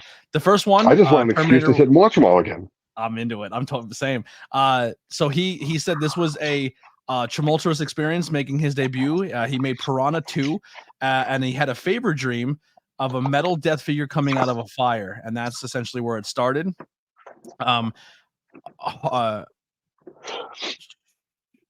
She won. So this Ellison woman won a out-of-court settlement over the concept of Terminator. Oh yeah, it's because they wrote like 2 different episodes of the Twilight Zone that have like similar premises to it, and like a short story or something that also has like another similar premise to it. And they were like, I think they were they were kind about it, where they were like, I really like your movie. It's really great. I think you stole my ideas. And like in your facts there, do they have the explanation of how that suit went? It didn't, but they did say here the next one is that James Cameron then sold the script for the movie for $1. $1 to his producer friend. Yes. With the promise that she get it purchased by a production company, and that he gets to direct. Because there's from what I remember, there was a bunch of companies that were like, yeah, let's make this movie. Oh, James Cameron, we don't know who that is. We're like, we don't want him to direct it. We want somebody else. And so she had to say no. Lance Herkishin, am I saying that right? Was the first actor to Henriksen. dress. Yeah, he was the first one to dress as a Terminator. Yep. We talked about this. Yep. They did O.J. gold Simpson was foil considered. teeth. O.J. Simpson just died today. How about that? Yesterday. He died. He died. Yesterday? He died. Right. I did. Forget about that when. But O.J. Simpson was considered. The funny part is they wouldn't book him. There it is. The wrestling. The wrestling. I kept it out this whole time. Actually, They this did not. OJ was supposed to play the T800. Yeah. Yeah. And they didn't hire him. They didn't cast him. There's the word. They didn't cast him because they didn't think he would be believable as a bloodthirsty killer. Who would have thought? Full stop. Full stop. That's the end of the sentence. Speaking of wrestling, did you know that Sting was supposed to play Kyle Reese and was offered $350,000 for it? No, that's a fact that has slipped. Not the wrestler Sting, the singer Sting. Of the police. Of the police was offered to play Kyle Reese, but did not take the role. Well, that night with Sarah would have been a lot longer. Yeah. Eight people that watch this will get that joke. Other musicians considered were Bruce Springsteen. Actors who were offered it were Matt Dillon, Kurt Russell, Tommy Lee Jones, Mickey Rourke, Michael O'Keefe, Scott Glenn, Treat Williams, Christopher Reeves, and Mel Gibson were all on the radar to play Kyle Reese. Yep. Mel Gibson has gone on record as saying that he's really glad he didn't take the role because Arnold killed it. Yeah. So that's neat. I like Mel Gibson as an actor. Yeah. And I can separate the art from the artist there and just like Mel Gibson as an actor. Yep. Yeah, that's pretty much the main ones that I got here. Mm-hmm. Arnold tried to change I'll be back. Yeah, to I will be back. Yeah, I will be back. But the reason being that the T100 would not speak in contractions is what he said. Well, they're experts in blending in. Of course he would speak in contractions. Arnold, yeah. What do you know? What do you know, Arnold? Who booked this shit? Schwarzenegger only speaks 58 words this entire film. Mm-hmm. Linda broke her ankle while shooting this movie. Early on, too. You can access the T800's points of views if you have an Apple II. Oh, and the old Macs. Yep. Yeah, the Terminator vision. It's just a thing that Macs do. It's like it's not like they're rebooting thing. There's like a name for it. It's like a safe mode on the computer or something, or like a coding mode or something on the computer. In Poland, I've never had a Mac in my life. As electronic murderer. Yes, because Terminator is a word in Polish. Interesting. And it means entrepreneur or no, apprentice, I think. So they were like, oh, this will confuse people, but it was the 80s, so there was enough like bootlegs and pirates and like people selling them out of their trunk that it went around without the subtitle. That by the time the second one came out, that everybody knew what a Terminator was. Yeah. So the subsequent movies were released without changed titles. Actor David Hyde Pierce has repeatedly denied that he's in the movie. But I guess he's the tanker truck hijacked. He was driving the tanker truck that gets hijacked, and he denies it so hard that he got all of his name stripped from the movie.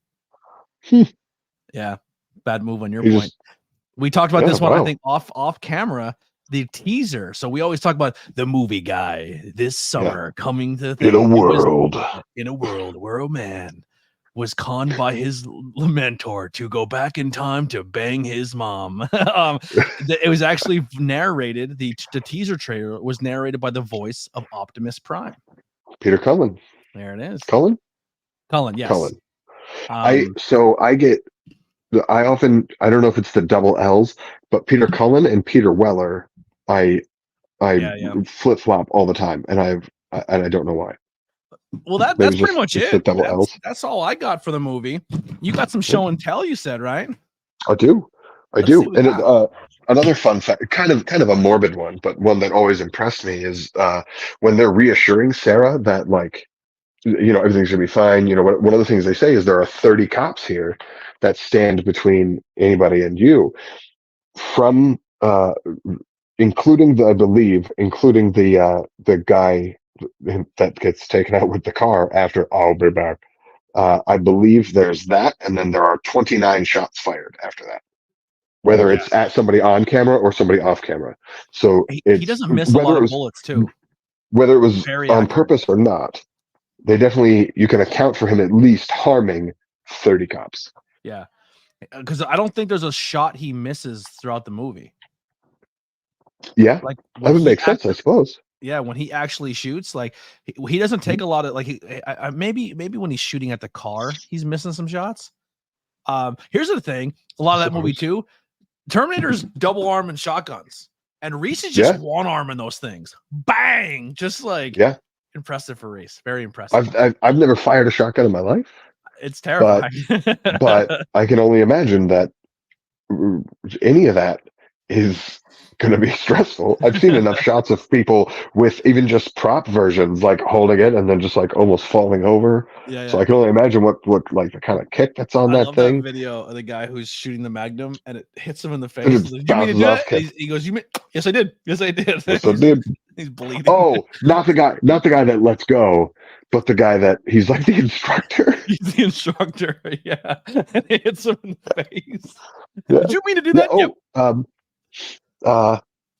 Another random fun fact: Arnold trained so hard to work with firearms because there's all these facts about like the training he did and the way that he said like a cyborg should act like this and the guy who plays a cyborg should act like this and he should do this.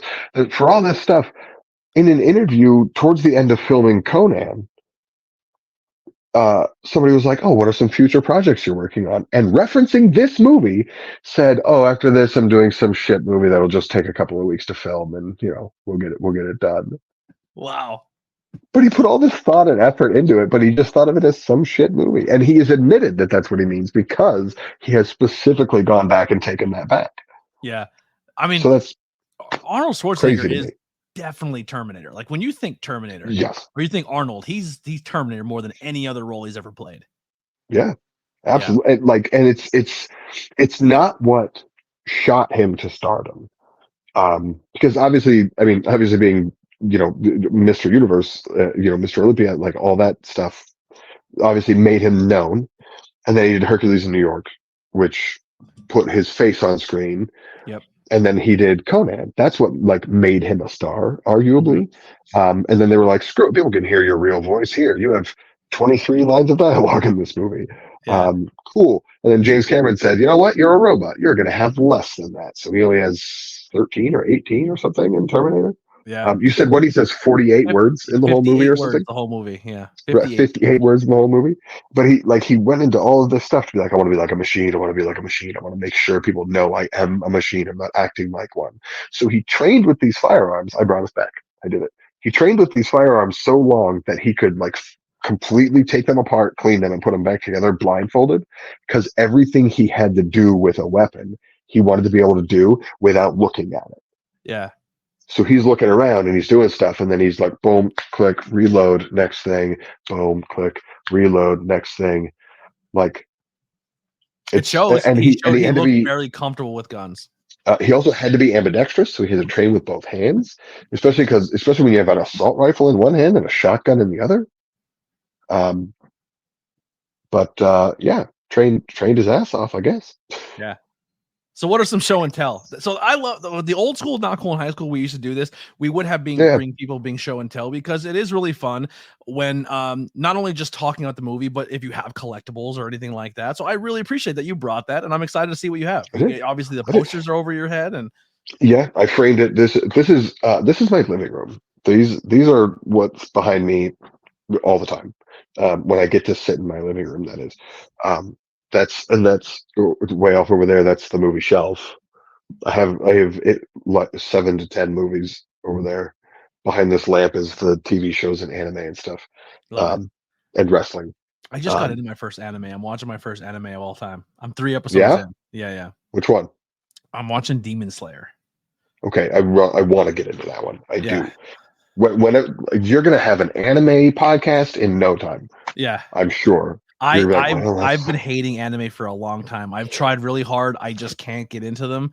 I'm not saying I'm into Demon Slayer yet, but I'm tolerating it, if that makes sense. Okay. Now, have you watched any? And I apologize to all the anime fans that watch this. I know there's a name for them, but have you gotten into any of or tried any of the comedy ones? No. I probably should watch a comedy one. Two, top of my head. Oran High School Host Club. Okay. I can write these out and send them to you also, because that's Isn't not there a easy to wrestling remember. one? Isn't there a wrestling one? There's if you're talking about Ultimate Muscle, yes. Ultimate Muscle, that's it's got its comedy moments and its serious moments. Oran High School Host Club, it's very comedy. It's a high school comedy, so you have to turn your brain off and just let it be funny. And then Fruits Basket. Fruits Basket it's more fantasy and stuff, and but it is still like teens. But I've watched Oran High School Host Club start to finish like 3 times. Okay, I struggle with anime. Real quick, crazy side quest is like all the voice acting to me sounds very similar. Like it's hard to differentiate each character because they all have that really high dub or sub. I think it's I'm reading. I think I'm no, it's dubbed. It's dubbed. Yeah, it's dubbed. It's dubbed. You can hear the American voices, but they still yeah. So it's dubbed. So one of the issues then is they all sound really, really similar because they're all the same actors. Yeah, that's drugs. That's hard for me to get into. And there's too much crying. There's so much crying going on in anime. Everyone's crying all the time, and there's a lot of crying in Japan. They're very open to their emotions. I'm an American. I'm still trying to figure mine out, and I don't want to watch somebody else do it. Cry right now. You want to? I do. I really do. Do it. There's the internal monologue coming out with the external monologue and not knowing when they're doing each one because it's a different culture, I guess you would say. I struggle with that that's fair. Yeah. Usually there's like the little bit of like the reverb, like that when it's the inner monologue, but yeah, I'm trying. I'm giving it a shot. Yeah. Have you tried Soul Eater? I think I have the entire series on Blu-ray at my feet. So when I was pitched a whole bunch of them, everyone's like, I said, everyone's like Dragon Ball. I said, I tried Dragon Ball as a kid. I didn't like it. I tried Attack on Titan. I didn't like it. I tried the only ones I really liked that I kind of want to go back and buy. I loved as a kid Speed Racer. I loved Speed Racer. I know it's not Japanese anime, but I like the Boondocks. Okay. That was a fun one. Now, I'm not huge into anime, so you're probably going to name stuff that I've never seen or heard of. And I think that's pretty much the limitation. But Demon Slayer is the one I was pitched to. It's not terrible. Yeah. It's got a little bit of a horror element. It's superhero element. It's fun so far. I recommend trying Soul Eater. I recommend trying any of the comedy ones. Yeah, there's a name for them. Oh, I recommend trying any of the comedy Netflix, ones. There's a whole bunch of Godzilla anime, so I'm gonna try those too. Do that. Send me the ones that are good. Just kidding. I'll watch any of them. Any of them. If you want to plow through every Godzilla movie, also give me some time. 2025. Yeah, we'll knock them out. You're gonna see a lot of Mr. Defarge on this podcast. I like talking about movies. So do I. It's so much fun. And because I'm just gonna throw facts at you and opinions, and I'm gonna be like, this is a fact of a thing that happened on the thing, and this is something that I think sucks, but it's just me. If you enjoy it, you enjoy it. That's fine. Yeah. Right. And I'm never gonna be that guy that says, you only like this because you're dumb, or I like it and you didn't because I'm smarter than you. I'm never gonna be that guy. Everything is subjective. Everything. Art is subjective. Period. All art is. Yes. All right.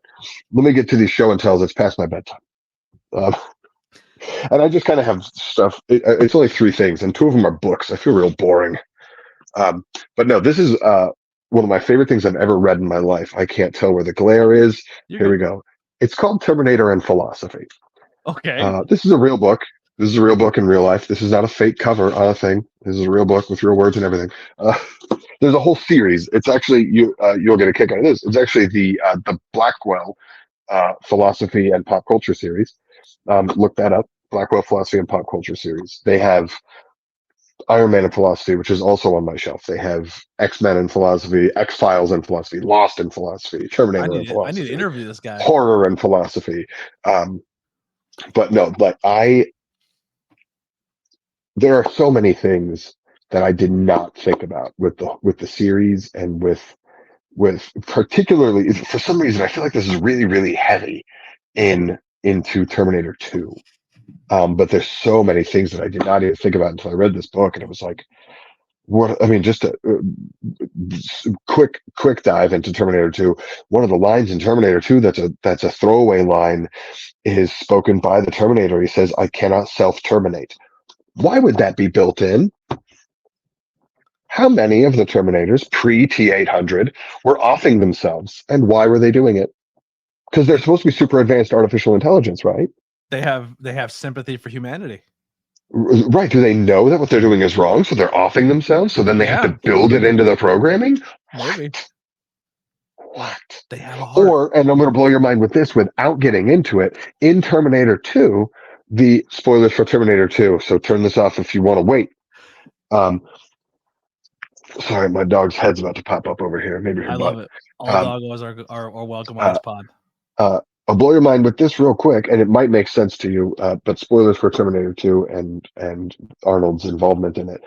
In Terminator 2, in I won't even say that much. The T-800, Arnold Schwarzenegger plays John Connor's mother, and Sarah Connor, Linda Hamilton, is John Connor's father. When you watch the movie, think about that, and it should make sense. Okay. And if it doesn't, we'll talk about it when we do that we do that particular episode. Also, if you can and you want to watch the theatrical version and then watch the extended director's version. Okay. Because the extended director's cut just has some really fun stuff in it. Show and tell number 2.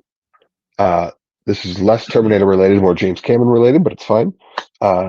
This is a book. This is like the largest book that I own. It is just called Tech Noir. Tech Noir is what James Cameron said the genre of Terminator is. He argued it's not a horror movie, it's a tech noir movie because it is sci-fi and it is futuristic, but it looks gritty, it looks dark, and everything is damp for some reason. And like, he said the same thing of like Blade Runner. You know, Blade Runner is tech noir, like that's what it is. But this is just a book of like James Cameron concept art.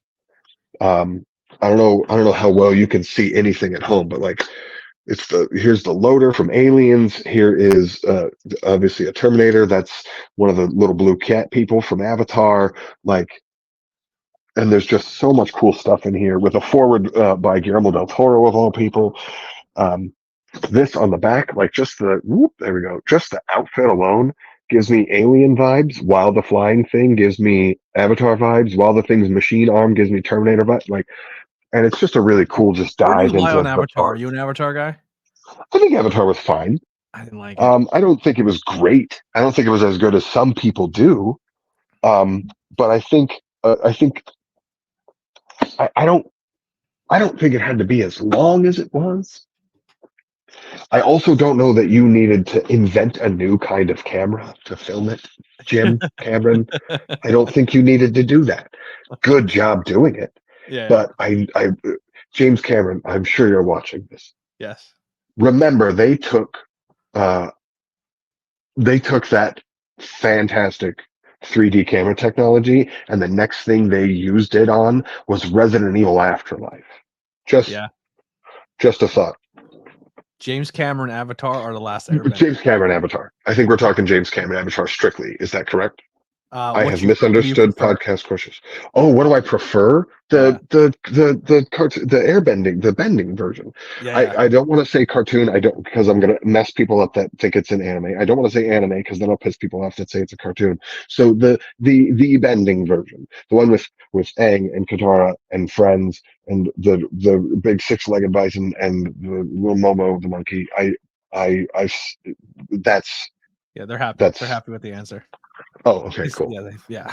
I apologize. This is my phone. My phone is this big, and it is 6 feet from me, so I can't see any of the. I apologize to All right, whoever. That's what's why item number 3? item number 3. It's going to be the last one because I could not find the 4th thing, and all it was a keychain anyway. Item number 3. But people that travel with me, they know I have a small version of this in my car. Item number 3. I see it the whole time I was looking at it. Look at that. This looks like a skull. It's not. It's actually a mask. Oh, wow. But it is obviously a Terminator skull mask. I got this 800 gazillion years ago from a website whose name I cannot remember. They also sold like fantasy weapons and stuff like that. And then I just randomly came across this resin skull mask. You can see little eye holes in here because it's supposed to light up. You can actually see on the back. It's not that it matters. You can see on the back where the wiring goes for the lights for everything. And they just didn't have any lights left. So I also got it at a discount. Nice. Just some writing on that. There is some writing on this. So I have 4 different signatures on this thing also. That's so exciting. Those of you who are super duper excited right now, yourself included, no, I do not have any of the big ones. Here's James Cameron's autograph. However, wouldn't that be great though? So the first one I got is right here. Bill Paxton. No, I wish. I never got to meet Bill Paxton before he passed away. Yeah. But the first one, it's up at the top. I'm trying not to show it too hard because they did write my real name in there. But it's Summer Glau. Summer Glau, who is River Tam in Firefly and Serenity. She also played Cameron, the Terminator Protector in Terminator: The Sarah Connor Chronicles. So I've got that one up there. This one over here, Lance Henriksen, the name that we've been trying to say all night. Lance Henriksen has aged. And he thought that this was a skull of, if you can read that right there, he thought this was the skull of Bishop, his character in Aliens. And he was very, very excited to be signing a Bishop skull. And I was very, very excited to not correct him at all because he was just excited to be there and excited to be chatting with me. So I was just excited to chat back. This right here, though, no, we'll do that one last. This over here, there's so many letters in this name. It's Christiana Loken. I believe it's Christiana Loken, not Christana Loken. I could be wrong. Folks at home, correct me. Miss Loken, you can correct me. She was the TX in Terminator 3, spoilers. The TX being the very vaguely sexist name given to the first female Terminator, because of course women only have X chromosomes, so you got to throw that in there.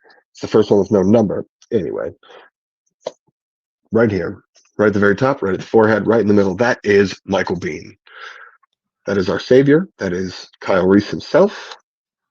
I can send you photographs that I have with him if you want. I don't know that he would use them for anything. He was very, very nice. He was very, very cool. I told him that I hate that he wasn't involved in any Terminator movies after the second one. He was an Alien. Yeah. Which was 2 projects later for Jim Cameron, and he was also in The Abyss, which was 1 project later for Jim Cameron, I think.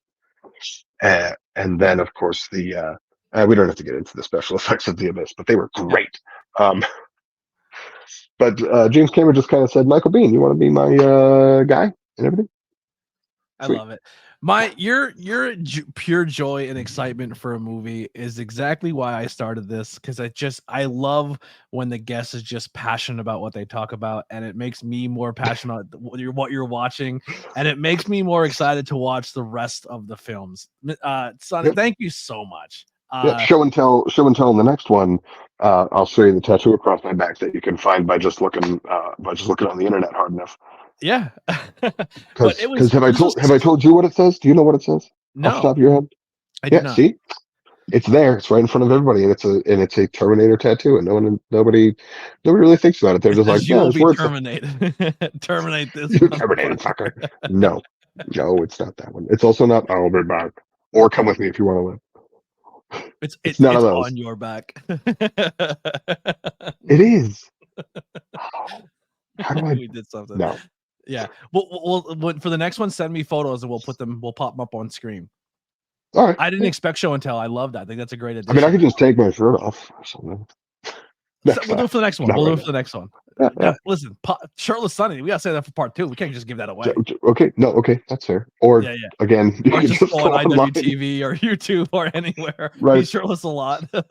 Sonny Defarge shirtless. I'm going to be monitoring that search, by the way. I'm just going to be like, how many people have searched for this in the last 24 hours? Hopefully not a lot. Just you, probably. It'll just be me. Yeah.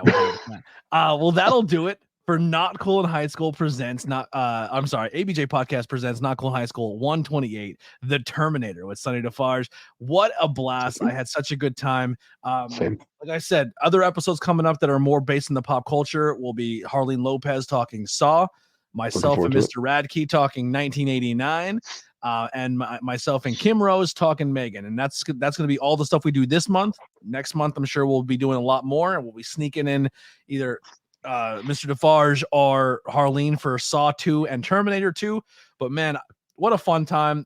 If you guys are interested as well, on the 20th, I'll be doing commentary for New Era Pro Wrestling in North Pocono High School. You can, if you're not local, you can still buy tickets. Send me a screenshot of your tickets and I will contact the promoter and say they are either comp tickets for a family at the door or they're a donation based on the podcast. So you can still support independent wrestling even if you're not in the area and can't show up, and we could use the power of the ABJ podcast to help out. Here's the cool thing. 2 people of the podcast network have done it. I've gotten messages of 2 tickets purchased, general admission. Now, if they're comped and they're given away to a family, they can now take that money at the door and put it towards merchandise that puts more money in wrestlers' pockets, because it is hard and money is tough. So the fact that 2 people were able to do that is so cool. And that warms my heart more than anything, because the ability of this podcast is 100% going to pass it along to independent wrestling in one shape or fashion or the other. So that means a lot to me. So check out links below for the New Era as well as that, or just give me a message and I'll get you steered in the right direction. But that'll do it. Had an absolute blast. Where could people find you if they want to support you? Links are below as well. Northeast Ohio, if you want to come find me in person, but I imagine you meant on social media, but that's going to be, I'm at Sonny Defarge everywhere, everywhere that I have, that is. So that would be not Twitter and Instagram. I do not have a Sonny Defarge Facebook page because I don't want one. I don't blame you. But I might be making one soon, because I keep getting booked by more and more people that just use Facebook, or their largest audience is Facebook. And that does make sense because it has been around the longest. Yeah. So one of these days you may finally see a tweet from me that says, come find me on Facebook. I do not have a TikTok yet. Oh, I said yet. But those are the places. You want to see any matches? Those are all over the place online. Or just chat about wrestling. I respond to some DMs. But what if they're Terminator related? If someone's like, yo, check out this cool Terminator thing, and they tag you. Listen, if there's something Terminator related, I'm always down. All right. I'm always down. Make sure you go follow him on social media. Leave a little comment that, hey, great job on ABJ Podcast, or just become a fan of this man. I love him to death. He's a super nice. If you think I did a good job. Yeah, if you think he did. I don't care. You don't have an opinion. I'm telling you, he did. Well, that'll do it. Now Here's some music by the Converse Kid. We'll see you on the next time. We're out of here. Oh, Converse Kid again.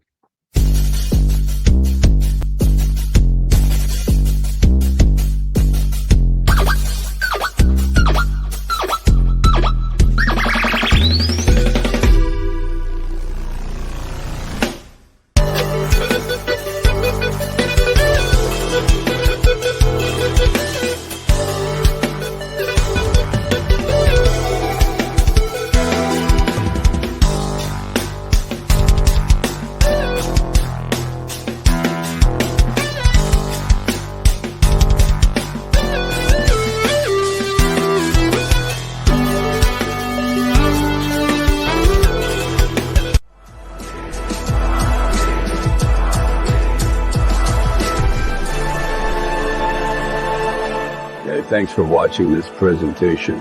Like, share, and subscribe for more.